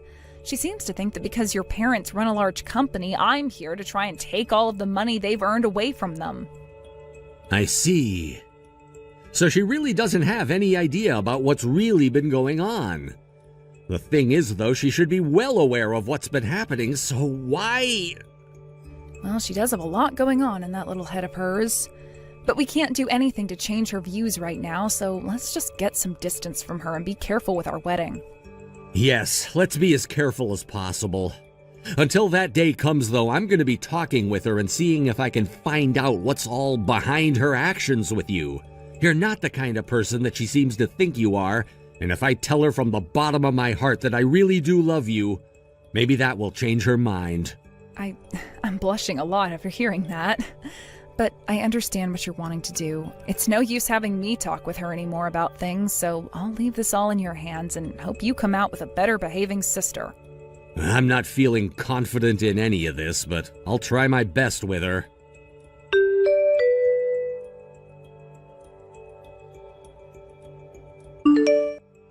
Cassidy, today's the day of your dream wedding, isn't it? How are things looking? Does it feel good to finally be at that stage of your life where you feel like you've latched onto my wealthy family and are able to suck all of our money away? I told you already that is not why I'm marrying your brother. Mimi, you talked with Chris more about this, right? We did have a small one-on-one chat about things before. And at that time, Chris explained to you that he's deeply in love with me, and that's why this marriage is happening, right? My brother is always saying the same exact thing to me, though, every single time, about how he loves you for being such an open-hearted woman and believing in him. He'll then go on about how he loves you so much that he'd take a bullet for you and such. And if I were saying that to you, I understand you not wanting to believe things. But you've heard it all from your own brother now. That is how he really feels about me, Mimi. Can't you just be happy to see your brother happy with the woman he loves and let things be? And that's why I've been saying no matter how you guys try to spin it, what you've really done is brainwashed my brother. You're really that open-hearted of a woman. That has to be one of the best jokes he's ever told me. How could someone that attacks her fiancé's little sister and then threatens her be open-hearted and kind? I never attacked you back then, and that was not meant to be a threat. I've told you this before. Huh? But you called me a brat before, didn't you? That right there is you verbally harassing me, right? Yeah, fine, I guess I did call you a brat. But you can't call that verbal harassment. Sorry that you took it that way, but I really didn't mean for it to hurt you in any way. It's too late for apologies now, Cassidy. My heart has been hurt by you, and there is no way of healing that wound now. Aw, I've been hurt so badly by you, and I have no idea what might end up unfolding during your wedding today. Hey, I'm going to ask you this only one time. Please act like a civilized adult today. Today is a very important day for your brother and I, and there is a lot of money involved in it as well. Huh? It's not like any of that money was yours anyway, right? Stop acting like it's you who's having to pay for the wedding when I already know my family is the one having to write the check. Anyway, please just behave yourself today, please. This is my one and only wedding, and I want it to go perfectly. Shut up already. I'd hurry up and prepare myself if I were you.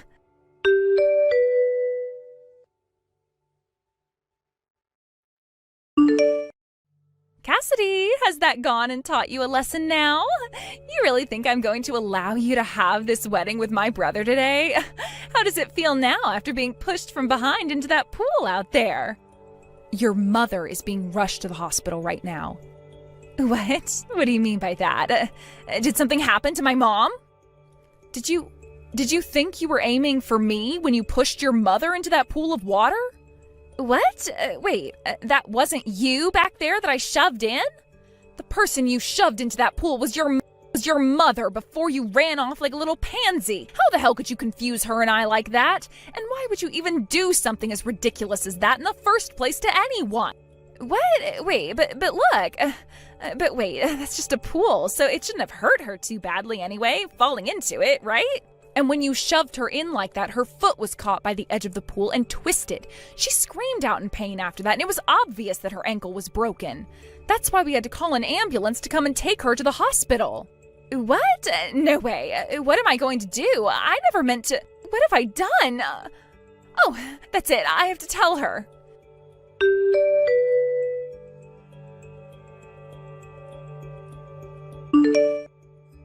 Hey, Chris, is Mom going to be okay? I've been trying to call her for 5 minutes now, but she won't pick up her phone. Well, of course she's not going to pick up her phone right now because she's on her way to the hospital in pain. Mimi, what the actual frick were you trying to do? I didn't think that it was Mom then. Then tell me who the hell you thought that was you were shoving into the pool? Well, that's not...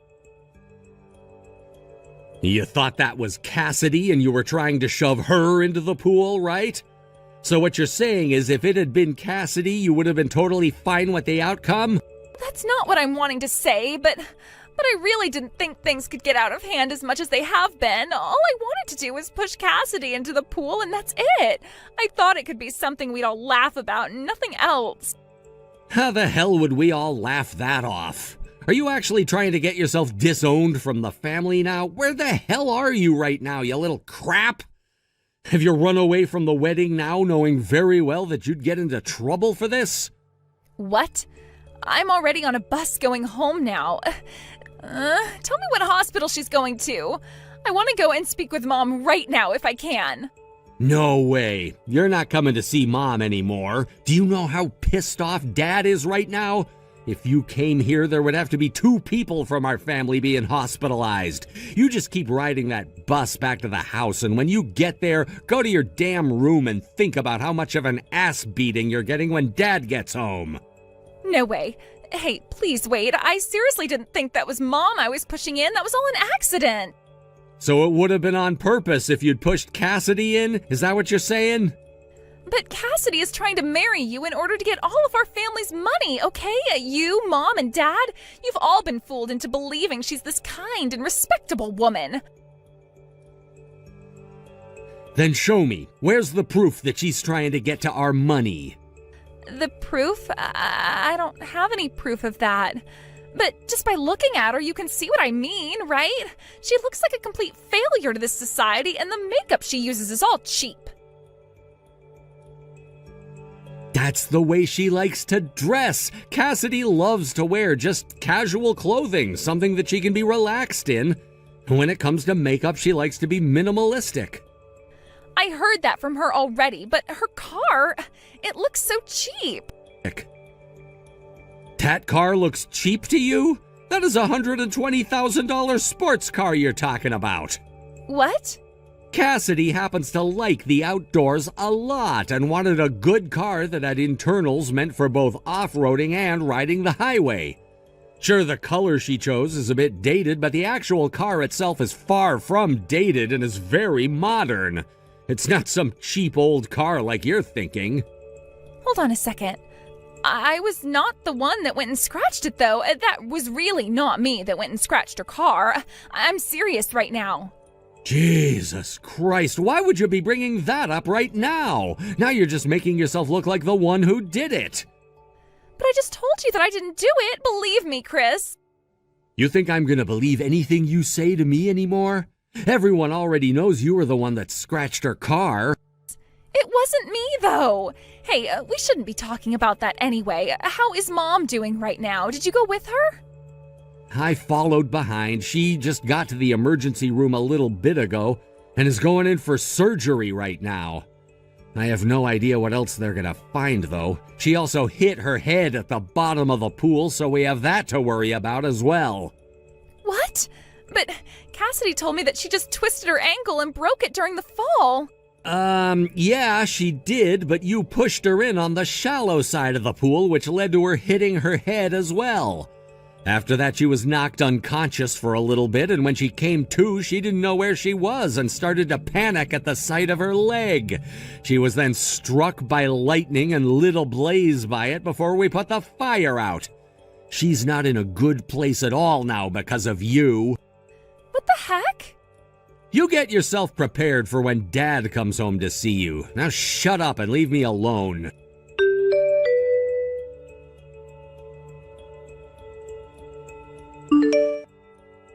Hey, Cassidy, that whole thing about my mom being taken to the hospital in an ambulance was a lie, right? I just figured that out after talking to my brother. Aha, so you figured it out? You must have been paying close attention there then. Tell me, how did you figure it out? He told me about how she had hurt her head after falling into the pool and breaking her ankle, but then went on about her being struck by lightning and being set on fire. Come on now, that was the easiest lie to figure out ever. What the heck? Is he an idiot or something? Then that means the person I ended up pushing into the pool really was you, Cassidy, right? And as a way of trying and making me feel bad, you guys made up that lie about it being my mom that I pushed in. Well, actually, you're wrong there. You really did end up pushing your mother into that pool. Although I kind of want to figure out if your eyesight is all right or not, because there's no way someone could confuse me with your own mother, even from the back. But is that so? Hey, can you please explain what's going on here to me? How is she reacting to this? Us lying to you about her was her idea after she got out of the pool, realizing you were the one that pushed her in. She told us that you have never once taken any responsibility for your actions before, but today would change that. She wanted to get your attention with that lie so you could understand the actual weight of your actions. The weight of my actions? But I didn't even do anything wrong today. Yes, I know. This time your mom came out unscathed and only a little bit shaken up, but when she was falling in, her high heel got caught on the ledge of the pool and the heel broke off. Had the heel not broken under that stress, it most definitely would have been her ankle. Oh. So she wanted to make sure you understood that today. And it's not just your mom that wants that, but your brother, your father, and myself. All four of us. I understand now, though. I can see now just how dangerous of a thing I did today. For the time being, this wedding is going to continue the way we had planned it. So we can all talk with you about this later, okay? There are plenty of things we have to make sure you take responsibility for before all of this can be over with. What? Plenty of things? Responsibility?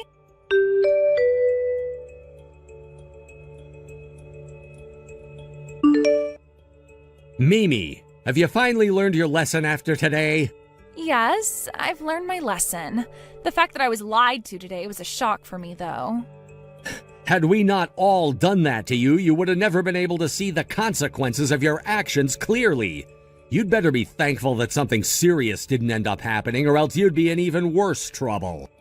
But I still can't trust that Cassidy woman. She is surely after this family's money. You already get it, don't you? Our company is far from being in good shape and is pretty much bankrupt now. All you're doing is using that poor young woman to try and run from the truth of our current situation. There is not a single person on this planet that would be wanting to join our family in order to get any money. Not a single person. If anything, most people are trying to get away from us now. People have known for a while now that our company has not been breaking even, and things have only gotten worse as every month passes by. It's like a bomb now that we're waiting to see cook off. But even if that's the case, you guys are still running that company, right? It's not all over just yet. There's still a chance for the company to be revived and for you guys to start making more money from it again, right?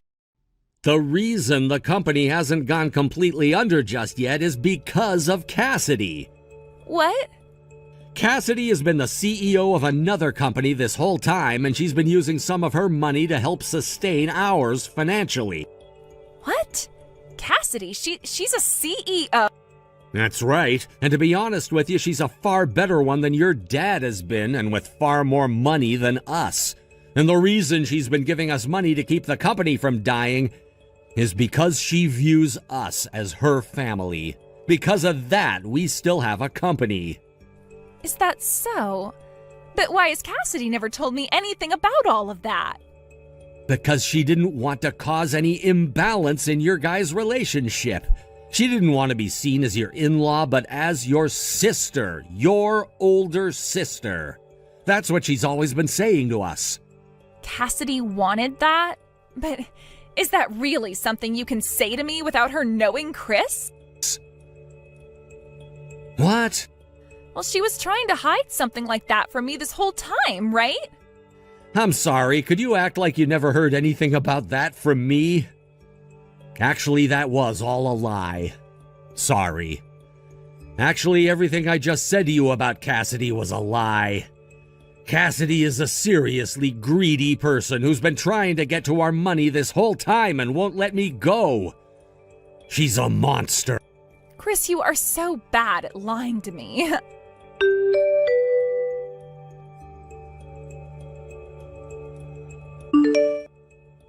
There was a camera overlooking that area?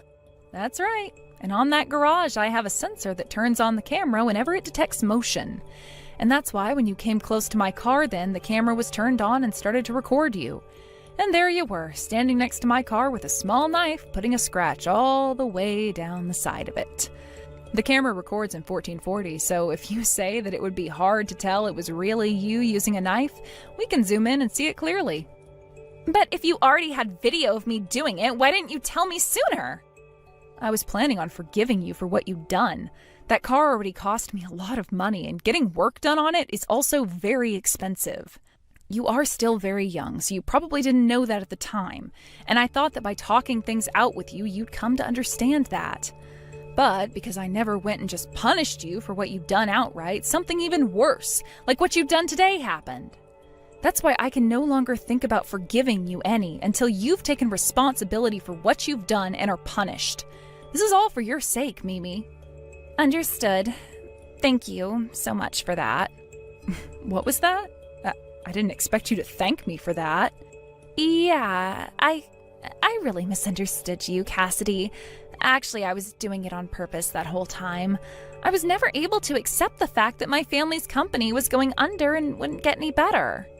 That's what I was kind of thinking from the start. But you never said anything about how you were helping us with that, instead wanting to keep this balanced between you and I.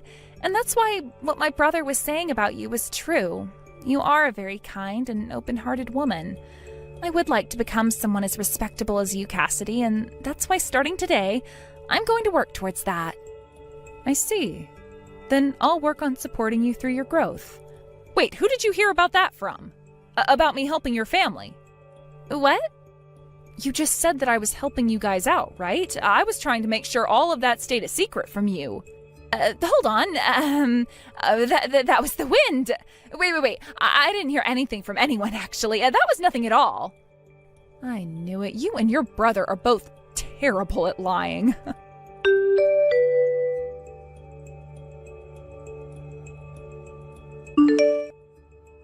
After that, Chris and I were able to finish our wedding in a safe and happy manner.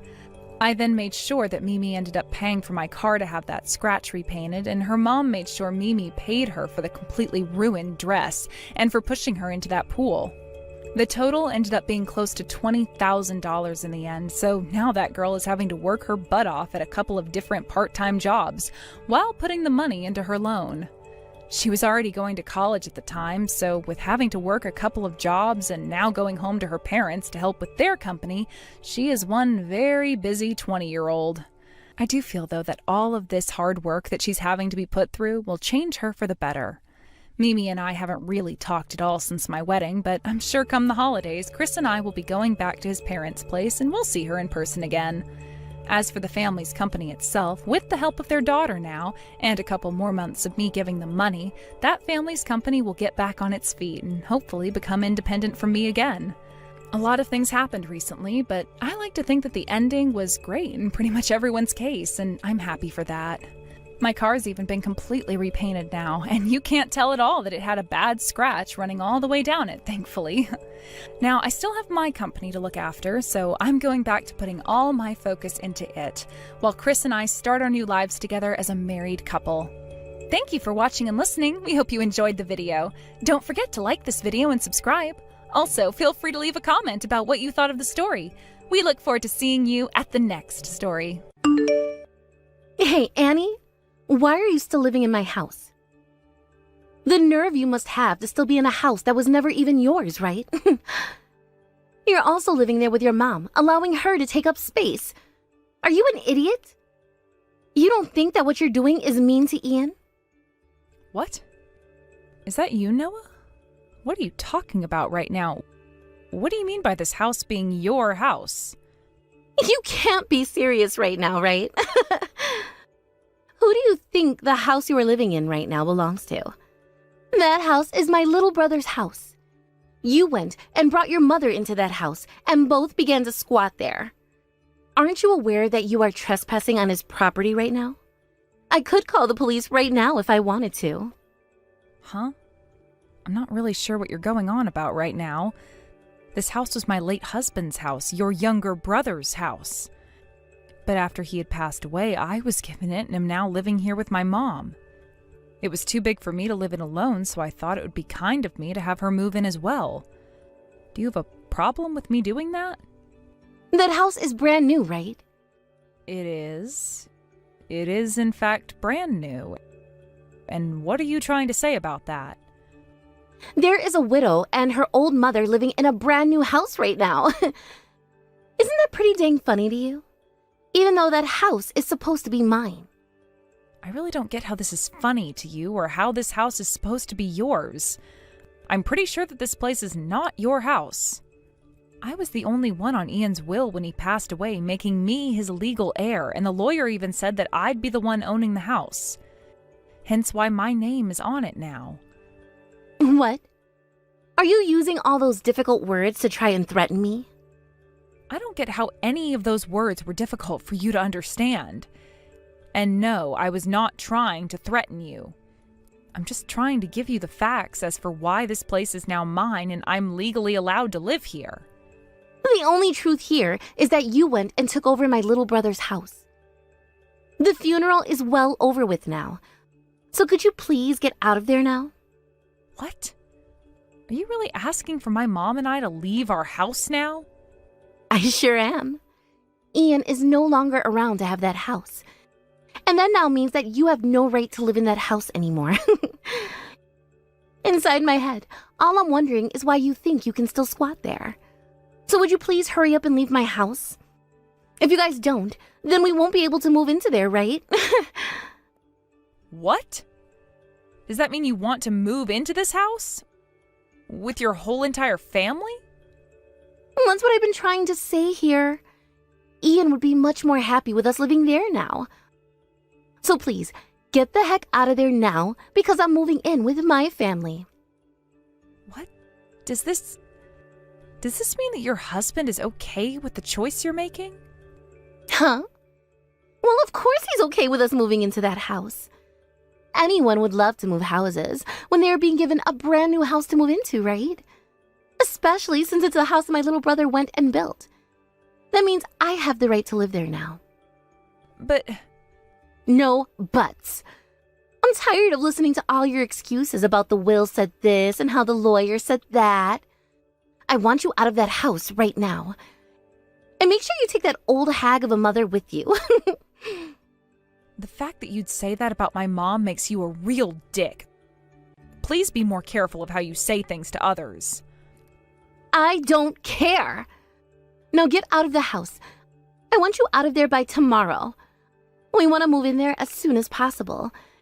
And as far as the talks have gone, we'll be moving into that house next week. So you need to get lost, all right? You unpleasant to look at mother-daughter couple. I'll talk with my mom about this.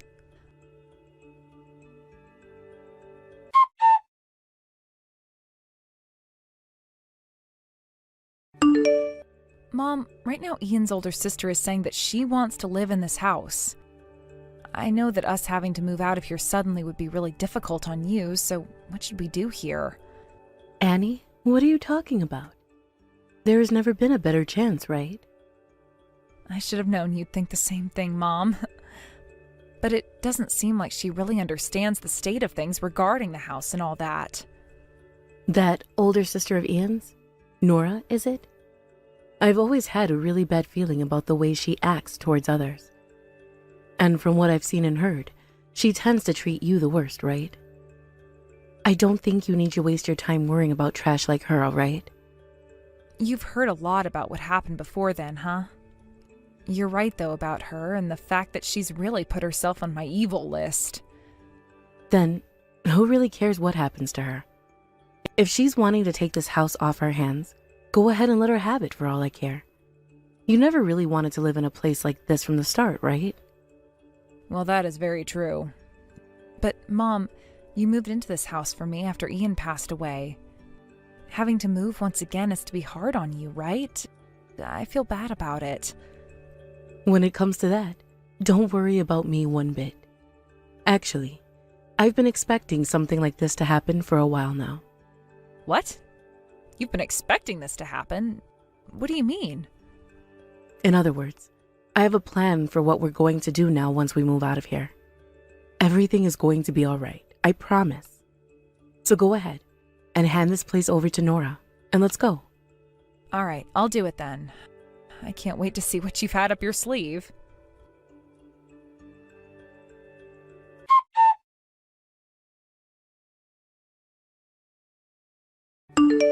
Nora, I just went and chatted with my mom about this. We have decided to move out of this house for you. Of course you decided to do that. And that was the only option you both ever had to begin with. But are you really okay with taking this house and everything? Huh? Why would you say it like that? I'm wanting to make sure you're okay with having your name on this house now. When that happens, you and the house will have nothing to do with my mom and I anymore, right? Will you be okay with something like that? I mean, Ian is gone now. Honestly, that means that once we're moved out of here, you'll be nothing more than a stranger to us again. So please, leave us alone after the move. I don't really want to see or hear from you again. I knew you'd find a way to be freaking rude about this.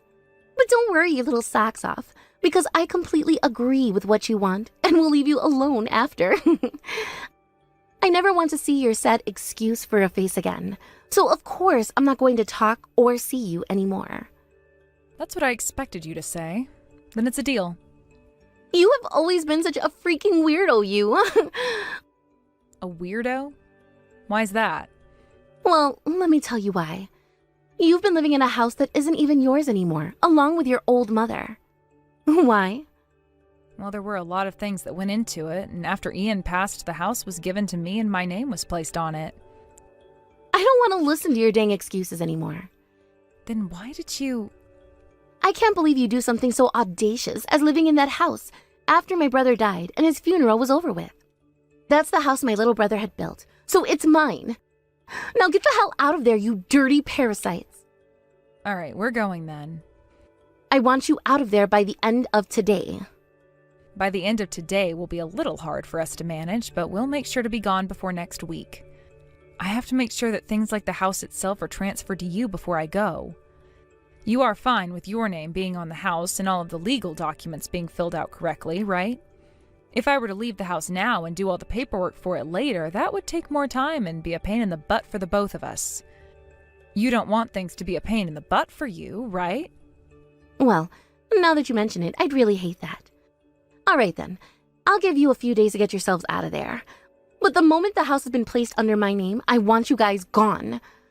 Don't even think about squatting in that house a day longer than I'm allowing. Neither my mom or I plan on doing that, so please calm down. Once everything's been taken care of, we'll be out of here and out of your hair. I want you guys to be able to move into this house as soon as possible. I don't really like the way you said that to me. But it doesn't matter. Hurry up and change the name on that house, and then get the heck out, you trespassers. Understood. Now, please, wait for me to finish up all the paperwork.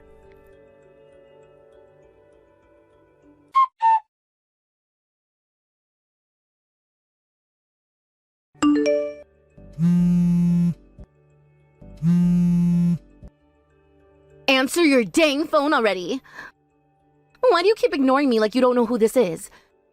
I have been calling you over and over and over, so you'll answer. I have nothing to talk with you about over the phone, and that's why I've been ignoring you. Do you need something from me? Of course I have something I need from you. Why else would I have spent so much time calling you like that? Well, who cares? At least you're finally going to talk to me. I had a look at all the paperwork referring to the loan on this house, all right? You did? Just now? Moving into this place took a lot longer than I was planning, and we were busy. So what the heck is up with this number? What kind of joke is this supposed to be? What kind of a joke? There is no joke, okay? Then how do you explain the price of this loan being so gosh dang high for this house? There's no way a house like this could have cost so much. Who the heck would even be able to pay off that much of the loan each and every month? What kind of BS is this? I'm being harassed right now, aren't I? Nothing about that loan and that number are there to harass you. I made sure when handing over the house to you that you got all the paperwork on everything regarding it. But you never read any of those papers before signing, so all of that is on you now. I mean, you'd been wanting a brand new house forever, but your husband was never able to give you one, right? With that company he only just got started and hasn't really made any money with yet, there was no way for him to get a mortgage, and so you chose the hard way of doing things, right? Forcing my mom and I to leave the brand new house of your deceased little brother, and that's what ended up happening.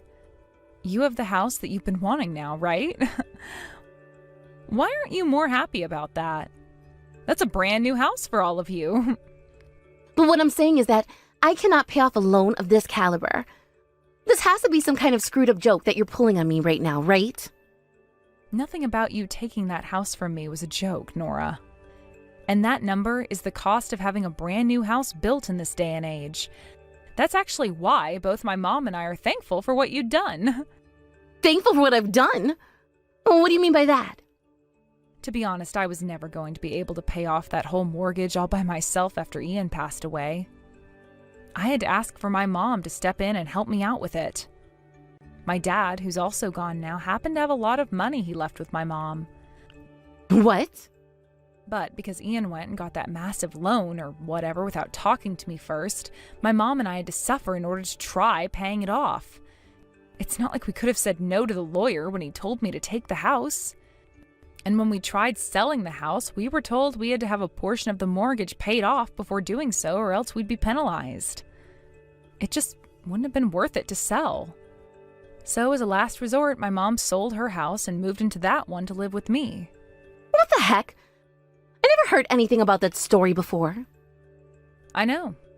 You never asked me about it before, so I never had a reason to tell you.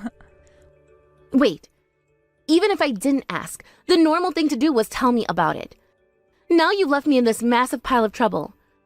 So what you're saying is you had your mother helping you pay for this place? Well, to put it simply, that's right. And when Ian was still around, she was helping us with the money. Ian really sucked at controlling his spending and would burn through money on the most ridiculous things sometimes. He really caused some trouble for my mom back then. What? I assumed that Ian had saved up a lot of money, and that's how he was able to afford such a loan and get a brand new house.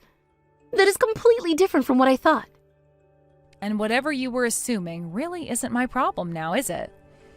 You can go about thinking whatever you want to and assuming what you want to, but it does not change the fact that you and I were never that close. You never wanted to be close, and that's totally fine with me now. Which is kind of why I never told you anything about your brother, because we were simply not close. I mean, I guess it makes some sense. But come on, this amount of money on a house like this is insane. Had you at least warned me before this? And that is the reason why I let you have all the paperwork to the house to read through before signing, right? The fact that you did not choose to read over everything carefully is your own fault. Talking to a complete stranger about your problems is kind of rude, right? If you have anything else to complain about, go to Ian's grave and complain to him there. The only downside is he won't have anything to say back to you. My little brother only just died a few months ago, and I'm still having to deal with that sadness. Yet this has to happen to me now? This is all screwed up big time. Having to pay this kind of money for months to come, it's... I hope you're not about to ask me to start paying off that loan from you right now. I already was forced to endure the pain of having been cheated on him before and will not be forced to bear any more. Sure, I would have had to before when I was living there, but then you came along after his funeral and started talking crap to me. Talking crap about my mom as well and asking for us to give you our house. I was really happy when you did that because I wouldn't have to deal with any more of Ian's BS anymore, finally. So when it comes to that loan being too much for you to handle, don't come back to me complaining. You passed grade school and learned how to read, so start blaming yourself for not doing something basic and take that loan like a punch to the face. This is my fault. I'm sure that it partially is, but I really cannot pay all of this off, so would you be able to step in for me? Tell me, Nora, have you always been completely brain dead? But I cannot pay this kind of money right now. And I can't go telling my husband about this. This number...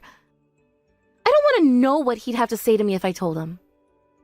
Well, he's going to have to learn about it eventually, right? This was the outcome of the choices you made, so deal with it, please, like all of us adults do. And cut it out with that petty crap of asking me to pay now. Not happening. You know now that my mom and I are strangers to all of your problems, right? But you were able to pay for last month's bills, right? If we were even able to pay for a month in this place, we'd go under. You don't think that you could do me a favor here? Nora, that is the most bullcrap favor I have been ever asked to do. Both my mom and I do not care about your problems. You were the one that wanted that house and allowed for your name to be put on it, right? You guys figure out how to pay for it yourselves, please. Annie, you were once Ian's wife, right? Do you not feel anything for Ian's older sister now? Oh, so now you want to talk about this, do you? Those feelings of being in-laws were flushed down the toilet years ago, by you, as a matter of fact. That is why you messaging me like this needs to come to an end. It's a waste of your time and a waste of mine. Figure something out yourself, please. That right there is the fruit of all your hard labor.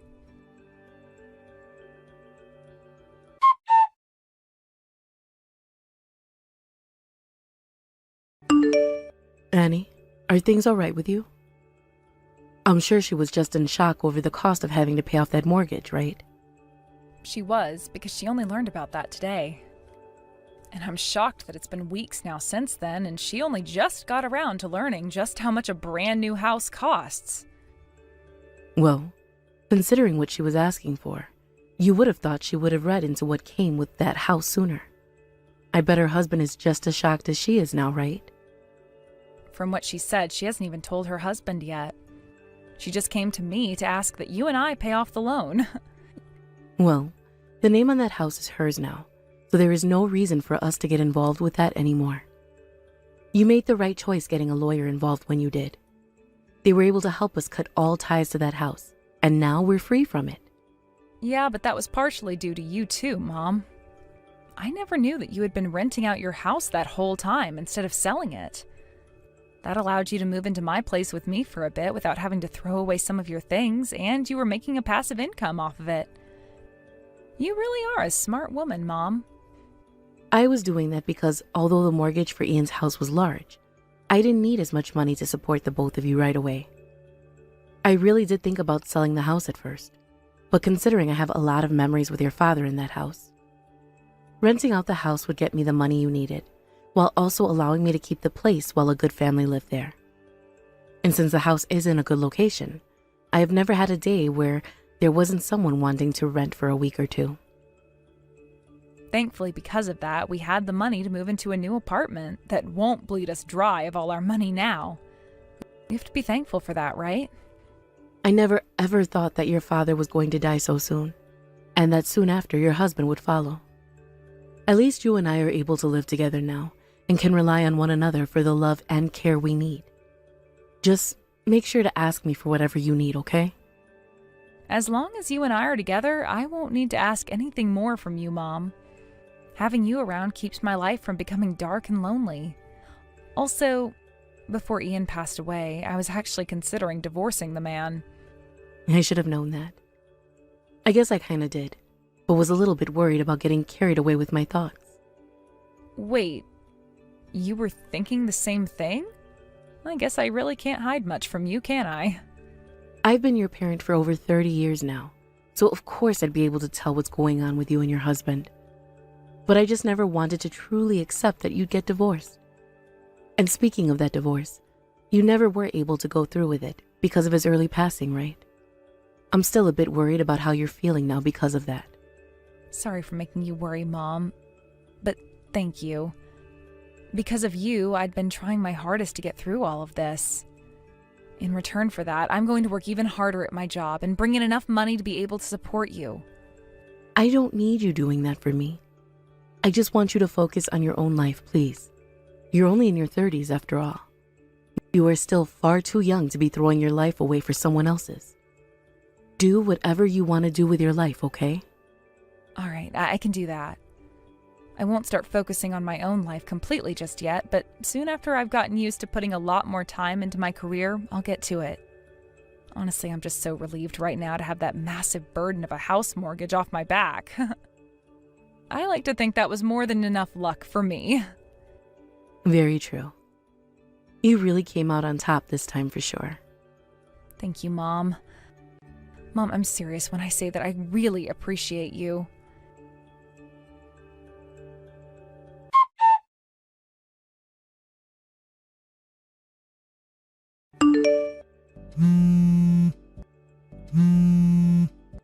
You just keep on being rude, Nora.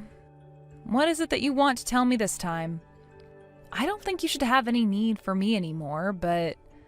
Annie, I am so sorry for all the things I've done to you up until now. I'm asking you to please rethink our relationship with one another. Come on. Rethink our relationship with one another? What are you going on about right now? You and I should not be talking to one another anymore now, right? So what has happened to you this time? My husband left me. He told me he can't afford this place before he left. I knew he was going to be pissed off when I told him. He told me that the only reason he moved into this place is because I told him I got it for cheap. And now he's so pissed at me that he won't even answer my calls anymore. What should I be doing now? Ugh, I think what your husband did was the right choice. And bringing all of that up with me is a waste of the both of our time now. I've learned my lesson. I was thinking a lot about why I said all of those things to you before that were so mean and unreasonable. And that's why now I want you to come back here and live with me. Of course your mom can come along with you. You and I were family, right? I have never lived with you before in my life, and I have no plans of ever doing that. We're not even family anymore as far as I'm aware. Is there any reason at all as for why you're texting me all of that right now? No way. You've just cut me out that easily.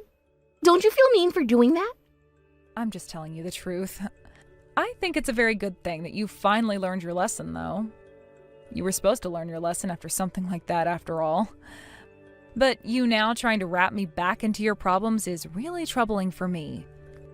I already had to deal with being stabbed in the back by your little brother and then having to clean up his mess after he left this world, making me more like his housekeeper than his wife. If you don't want to do the same things he did to me, then as an older sister, you need to clean up your act and leave me alone. You're not wrong when you say that that house was built by Ian. Annie! You are right. But what? What am I going to do from now on? I've already been abandoned by both of my parents. You are still pretty young yourself, so find a way to turn that life of yours around. But don't waste your time trying to get me back. Use it to change yourself in the best way possible so that you still have a chance at a better life. Your best option is to sell that house entirely, pay the penalty, and then use whatever money you have left to start over. Well, that's if you have the money to pay that penalty, of course. Just do your best to figure something out. I'm in the same place you are right now, and I'm giving my all to turn things around. Annie, I am really embarrassed right now. I am really sorry for all the things I've done. Stop it with those apologies, please. Let's you and I do our best. You and I are both still young, and I believe that we can make new lives for ourselves after everything that's happened. Goodbye forever now, Nora.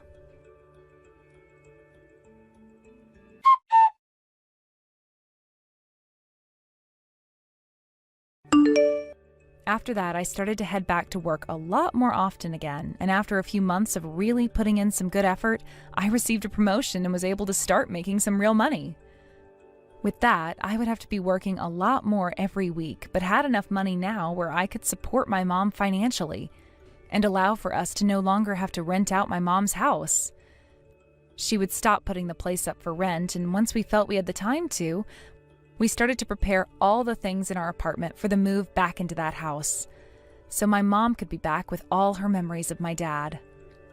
Luckily, her house is closer to my workplace, so it's really a win-win for the both of us, and I really look forward to what new memories the both of us will be able to make here. I'm not sure what really happened with Nora after that day, but I never got any more calls or texts from her, and after seeing that the house she was in went up for sale, I could see that she too was trying her hardest.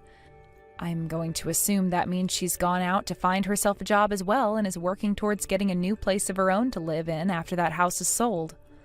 I never really heard anything about what happened with her husband, though, after he walked out on her. But the way I think things would have gone, the man probably divorced her. Ian always made it sound like he was a pretty stingy and strict man when it came to Nora, so I'm sure that having been lured into moving into a house that was not anywhere close to cheap, any trust that he had in Nora was lost right then and there. I'm sure that losing him is going to really hurt her quite a lot, but it is a good learning point for her, and considering that she's still in her 30s as well, she'll have a chance of finding a new man and starting a new family with him. As for the relationship between her and I, or lack thereof, we should never have to see or talk to one another again, but I do think that the both of us will start having better lives now after what's happened. I just hope she wasn't lying when she said she learned her lesson, because that really was her last chance to turn everything around. This is Wyatt's little sister, Emerald. Is it really true that my older brother is getting married to a 35-year-old grandma? It's about time you came and introduced yourself to me, Emerald. This is Wyatt's fiancée, Mia. Glad to finally be able to talk to you. I'm aware that we'll be able to see one another in person tomorrow, but I'd like to know why you're messaging me now. The reason why I've taken time out of my day to talk to you is to let you know something in advance. In advance? What do you have to say? Do you really think you can marry my brother? You're an old hag, Mia. Just 1 second. What is up with you calling me that? You and I have never even met one another in person yet, but you're already going to act this rude towards me? I'm not being rude to you in any way. Wyatt is only 30 years old still. However, why is he choosing to marry some old 35-year-old grandma? That's pretty weird of you guys, if you ask me. Our age at this point doesn't really seem to matter when it comes to us getting married. Both him and I don't really mind the 5-year gap at all. But are you telling me that because I'm 35 and he's only 30, that I should stop trying to get married to him? That's exactly what I'm saying. Do you even know how old I am? I'm 25 years young. You are a whole 10 years older than me. I have no desire to call someone that old my sister in any way. Don't tell me that you have some sort of strange relationship to your brother. I can understand you being a bit put off by our age gap, but it's not your choice to choose who your brother gets to marry. Are you upset to see that the brother you love so much is going to become even more happy with me? I'd have thought that if you loved him this much, you'd be just as happy to see him get married to the woman he loves. And don't feel as though you'll get left out, because I really want to become closer with you as a family. So I'd like it if you could stop calling me Grandma, or anything else along those lines, and refrain from doing anything strange. This is all common sense for people these days. But what the hell do you think you're doing talking to me like that, Grammy? I bet you wish you were as young and beautiful as me. Now, listen to me. Your guy's marriage is over. Yeah? That seems to be what only you want. Right, Emerald? Us getting married or not is only up to myself and Wyatt. And we've chosen to go ahead with it and tie the knot. So, hearing you say things like that is a bit unsettling. Do you think you can stop saying things like that and work together with me to become friendly sisters? There's nothing in it for me to become friends with you. It'd only be a waste of time, because in no time my brother will be throwing you away. If you have the time to sit on your phone and make horrible comments about your brother and I, then you must have the time to be out finding yourself a job, right? We're all worried about you. Your parents, your brother, everyone around you. Huh? What is wrong with you? I'm not going easy on you now. My parents are not worried about me, you idiot. I'm looking forward to what's going to happen tomorrow. And you should too. You'll learn to regret saying things like that to me. I never thought that you'd be so rash as to want to start a fight even before meeting in person. Well, I'll look forward to tomorrow like you've asked. If you have something you feel has to be said to me, then do it tomorrow when we can both see one another face to face.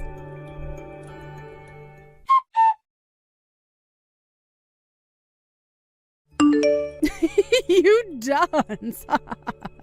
Now that your face is all gross, you think you can go home now?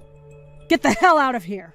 And while you're on your way home, can you tell my brother goodbye forever and be finished with him? Are you that deranged, Emerald? Are you even aware of what you just did to me? I just made sure that you felt what I had been saying to you. Felt what you've been saying? What are you saying? This was the first time in a while that I'd been able to see Wyatt's parents, and you came along and punched me right in the face because you're too attached to him. You just punched me! Are you unaware that that right there is a crime? Well, now that you've been punched, you understand now, right? How I've been feeling and all that? If anything, I've only become more confused now. Me punching you in the face is my way of forgiving you for asking for my brother's hand in marriage. What? So now you can call it a crime or whatever you want from now on, but I'm going to become your family. And so you can't do a thing about me. Understood. So that was your goal. Who the hell do you think you are, though? Punching me in the face is a way of forgiving me for wanting to marry your brother. Do you really think you have the right to tell me not to get the police involved now as well? I'm going to become your sister-in-law now. So you can't touch me. Do you really want to get the police involved and have this family torn apart? I'm letting you have your wedding now to my brother, and you just want to throw that all away like an idiot. You have no right acting so tough, like you get to control what goes on in your family. I do. And that's why I punched you in the face. It was for the protection of my brother. A form of self-defense, right? You might want to look in a dictionary one more time to make sure you understand what that term actually means, okay? Well, I'm letting you marry him now, so you should be happy. I had my fun punching you in the face, and so now you are forgiven for taking my brother from me. You and I will become sisters soon, so you can't still think that calling the police on me will work, right? I no longer have a little sister. Huh? Is that you, Wyatt? This was the last straw, Emerald. You really did it this time, laying your hands on my fiancé. Do you really think I'd let you get away with something to that degree? I no longer have the care to be around you anymore. I only care about those that look past violence and actually act their age when it comes to situations like these. No, wait, Wyatt. What's gotten into you? Why are you being so mean to me right now? Did I do something wrong to you? You really cannot see that laying your hands on a stranger is wrong? I think you have something seriously wrong with your head for not seeing a problem here. Well, it doesn't matter anymore. You're no longer my sister. Wait, what do you mean I'm not your little sister now? I'm still your sister, aren't I? I'm your cute and forgivable little sister, right? You're nothing to me now. Huh? You will never come around me or Mia again. And when it comes to our wedding, you're going to be blacklisted. I have had enough of your crap, Emerald. And I'll be talking with Mom and Dad more about what's happened. Huh? Wyatt? Calm down a little. I don't understand what you're going on about right now. I'm sure you don't understand what's going on right now, and that's the frickin' problem. But if you want to get a grasp of the situation, go take a lesson in Common Sense 101. Wyatt? Oh, wait a second. What are you saying to me?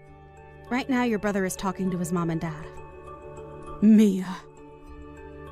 What the hell was all that? Was that really my older brother talking to me? It sure was. Why would he say things to me like that? I don't believe for a second that my brother would ever speak to me in that kind of manner. There's just no way he'd be that way towards me. You were just trying to mess with me, right? Yo, take a look around the situation you're in, you ding-dong. Uh-huh. I've had enough of you acting like a spoiled child. You just punched me in the face and are acting as though there was nothing wrong with it.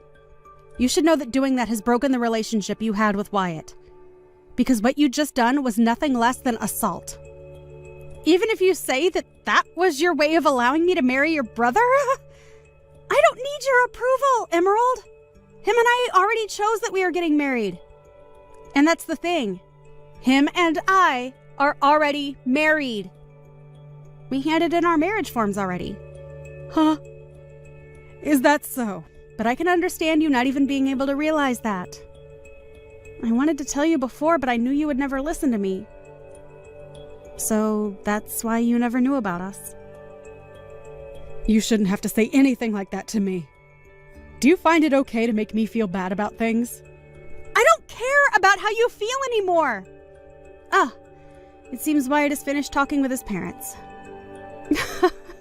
They are saying that they are cutting ties with you as well and that you will be kicked out of their house for what you've done. Huh? I'm the one getting kicked out of their house. What are you going on about now? Well, not only was Wyatt left speechless after what you did, but so were your parents. They are thinking that disowning you and sending you away is the only course of action now. But that's not going to go well for me. I don't even have a job right now. What am I supposed to do if I get kicked out of their house? You don't know what to do. You should know that by the age of 25. You get yourself off your butt and take care of yourself. Even if that's what I'm supposed to do, that takes time. Right. Let's the two of us get close to one another now. Yeah? Sorry about that punch to your face just a bit ago. But that was just me hitting you in the head with my shoulder. I beg to differ. I think I felt the full force of your fist to my left jaw. It's over now, so just start being nice to me. We can just act as though that stuff never happened between us. Just call it a little accident that we had. We are going to become family from now on, and you and I can become close sisters. Because of what you've done, I'm going to say no. You know dang well by now that you and I are not going to be able to become close to one another now. Why not? What did I do that was so bad? Really? You still have no clue what you've done wrong, Emerald. Because of what you've done, your older brother is cutting ties with you. And so you and I will never be seeing one another again. How about you take some time now to think about all that you've done? I'm sorry. There, I apologize to you, so now things can go back to normal. You'll forgive me now, right? I was just a little upset that you were taking Wyatt away from me. But listen, I will not be able to make it on my own if he leaves me. So tell him to stop acting that way, and also tell me why my parents want to kick me out of their house. I can't believe that my parents would say something like that about me. They are my own family, so they're all being real jerks. Not only did you want to take my brother from me, but now you even plan to take my house away from me. I'm not planning to take anything from you. You're just being kicked out of there is all. My marriage to Wyatt has already been decided on. However, you chose to let loose on me for nothing. And as for your parents wanting you out of that house, I have no say in it. That literally has nothing to do with me, right? What do you mean it has nothing to do with you? Don't start acting like you don't care about what's happening to me. Well, I'm sorry, Emerald, but I don't care what happens to you. Your whole situation that you've gotten into with your parents is between you and them now. But the reason they want to kick me out of the house is because of you. If you would have never came around my brother from the start, I'd not have to be freaking out over anything. Jeez. I guess there's no helping you then, is there? Let me ask you something. Do you think it's okay to punch a stranger?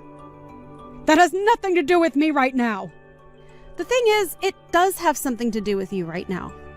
You can't just expect to punch someone and get away with it at your age. I'm going to make sure that you are handled by the law now. You'll be paying me a great amount for the damage you've inflicted on me. What should I do? Mom looks like she's really pissed at me, and I'm not getting any replies from Wyatt anymore. Do you know why they're acting like that? Perhaps. And this is just speculation on my part. But perhaps they are avoiding you? Well, I think they're all doing the right thing by avoiding you. I can't be bothered with this. Go and do something about them. There's nothing I can do to help you now. I think your only choice now is to shut up and prepare yourself. This has all happened because of your childish actions. And not only has it affected your relation to your family, but you'll have to talk to the police now too. And while that's happening, I ask that you stay away from Wyatt and I. Talk with the police? Why do you have to have them come? Why? Emerald, I know that you have less than a brain cell left in that ball of yours, but do you not even comprehend what violence is? What assault is? Assault? I didn't do anything like that. For crying out loud. It's because of your mental disabilities that you've made a huge problem out of literally nothing here. You're not allowed anywhere near us anymore, okay? Not even to our wedding. Oh, right.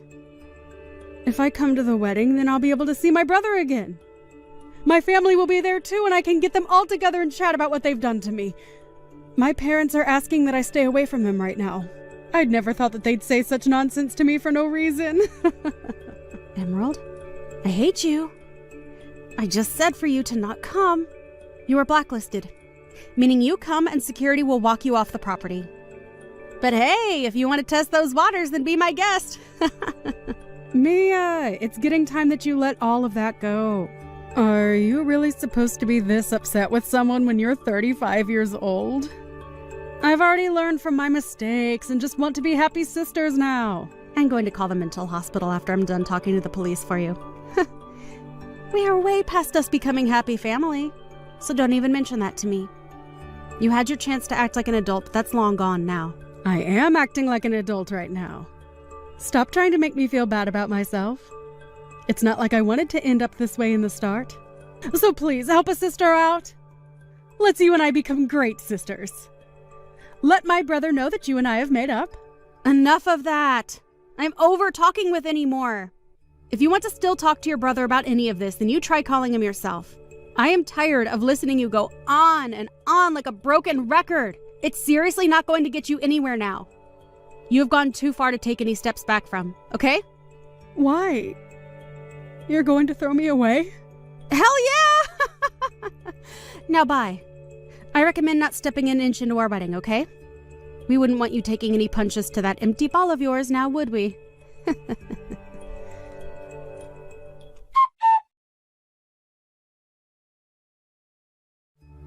After that, Emerald was kicked out of her parents' house for good.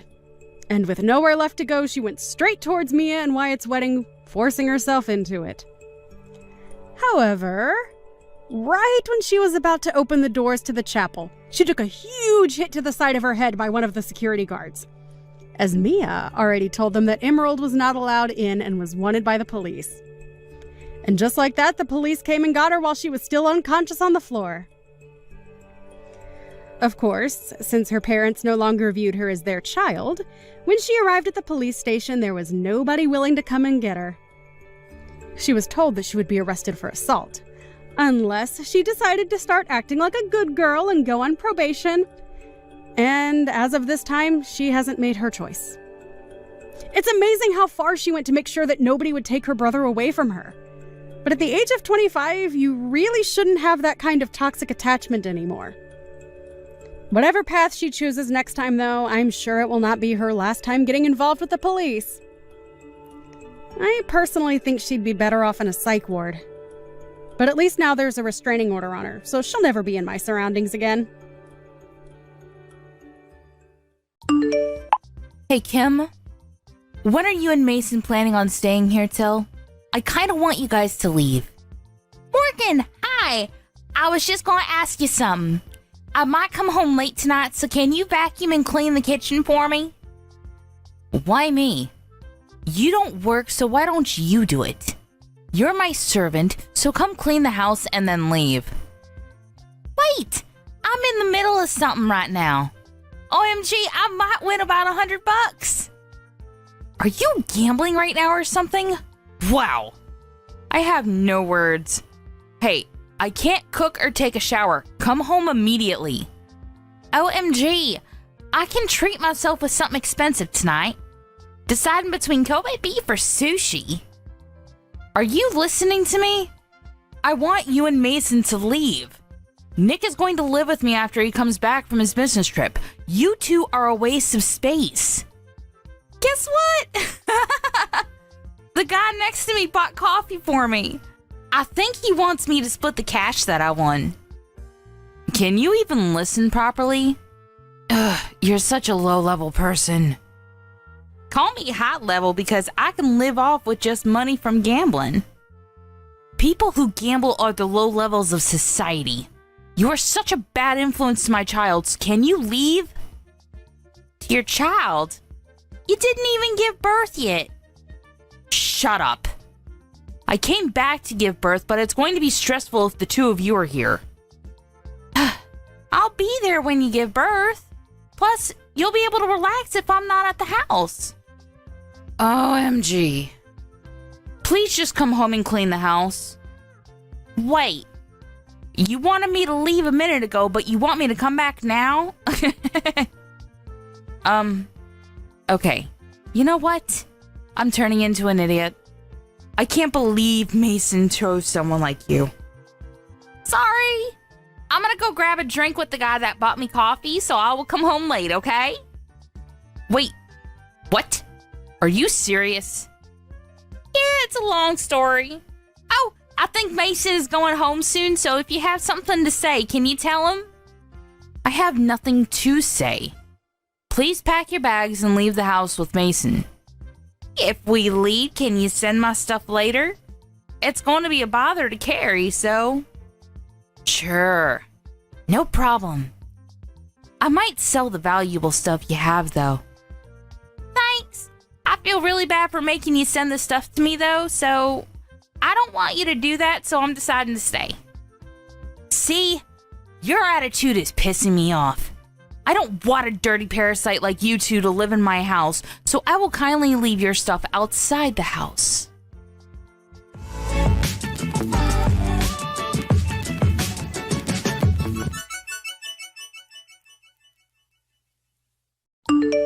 Do we need to leave the house? That's a problem, because it's going to take a while to find a new place. Sorry, but Morgan will not shut up about it. When are you coming home? I want you to check on her. I was playing with a wild boar in the woods, but I'll go home now. Oh, communing with nature. How nice. Anyways, I can't leave yet, so can you check on her? What are you doing, by the way? I'm grabbing a drink with the guy that I got to know while gambling. Gotcha. Then let's meet up at Kim's house tonight and spend the last night there. Sure.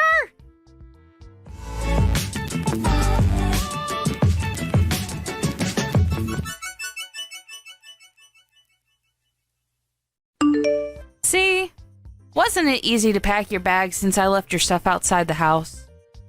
Oh, what happened to the story of you sending my stuff? What? I did send it to you. From the house to the backyard. Thank God a parasite like the two of you left the house.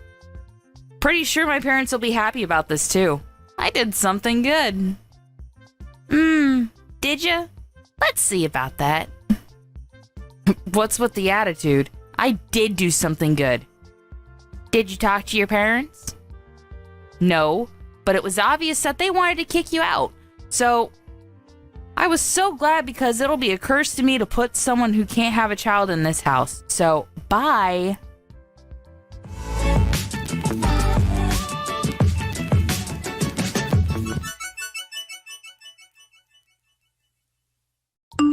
Kim?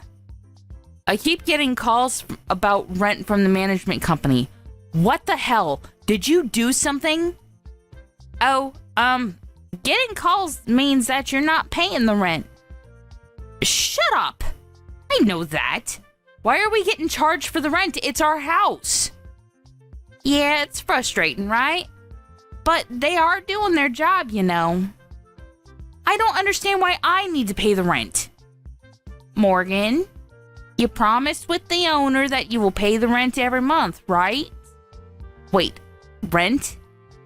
Oh, you didn't know? You didn't hear anything from Mason? Mason can't even have a decent conversation. Can't believe that he's my brother. So, you were paying the rent every month? Yeah, Mason and I were paying about $2,000 every month. It was so expensive. What? Wait, what should I do? I've been paying the rent from my account, but since I left the house, I told them that you'll pay from your account, so I put their info on the fridge for you. What I'm trying to say is, how the hell can I pay for it? Good luck with that.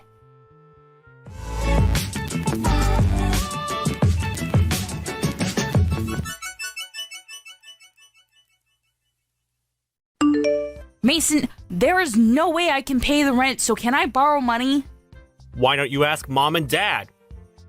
I did, but they said they can't help because they spend too much money on gambling. I didn't hear anything about this. Did you know about it? Oh, damn. There's a lot of people doing gambling around me. Just answer my question. Don't know. But isn't the weather nice today? How about doing the laundry? Who cares about that? Oh yeah. You have the dryer at home, right? Okay, you know what? I'm wasting my time talking to you. You should change that about you. I think I looked at the sun too much because I'm literally blind now. Why don't you take me seriously for a minute? I'm your sister. Why didn't you tell me about the rent and about Mom and Dad? Well, you are the one that kicked us out, so I think it's wrong to ask us when you need help. Also, about Mom and Dad, we were the ones that were paying rent and helping them. But what were you doing? You were living in the city partying every night, not even contacting us. What? Kim and I moved back to the house simply because it was cheaper, and it's been almost 10 years since I came back. So I wasn't hiding anything because you didn't contact us. Oh, about that. Such a beautiful day. I should go to the woods today.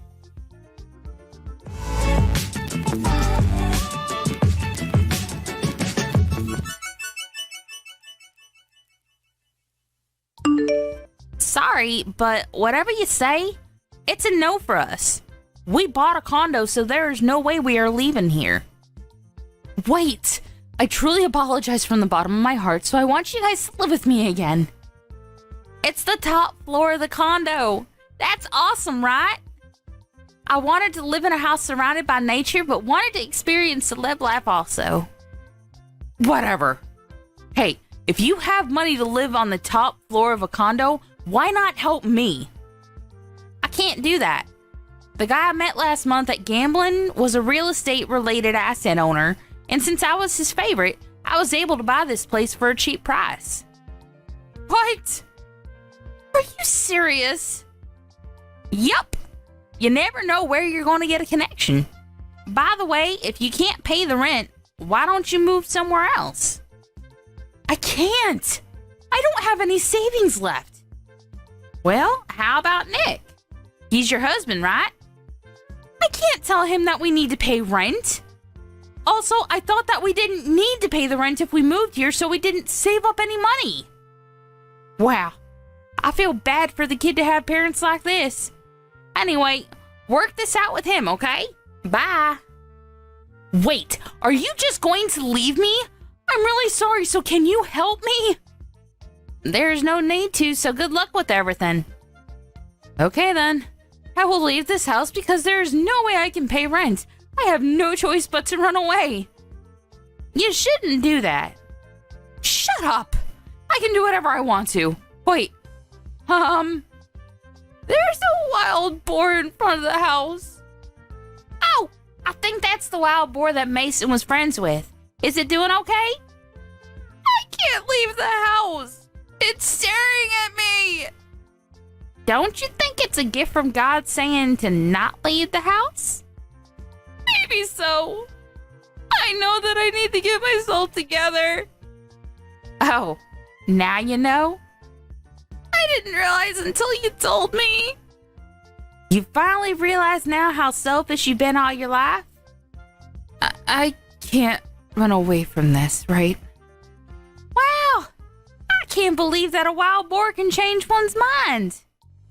I'm going to talk to Nick about this, so wish me luck. You should do that. I'm so glad that you're regretting your life decisions. Hey, why don't you come live with us again? I was only thinking about myself and not you guys. Sorry, but can't do that because we will be a parasite to you and I'll be a curse to you.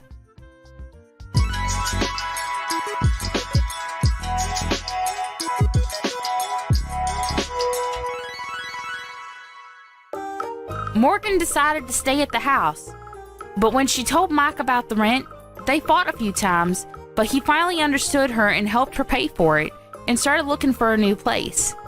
Mom and Dad were aware that they were just a waste of space and felt bad, so they both started working part-time. Morgan gave birth and is having a hard time raising a child while paying for the rent, so we started to help her financially. But I was thinking, why not live together? So we all helped each other while raising money, and believe it or not, we all started to live together in one house. It's all thanks to the man who I met while gambling. I didn't expect for this to happen. You never know what's going to happen in life.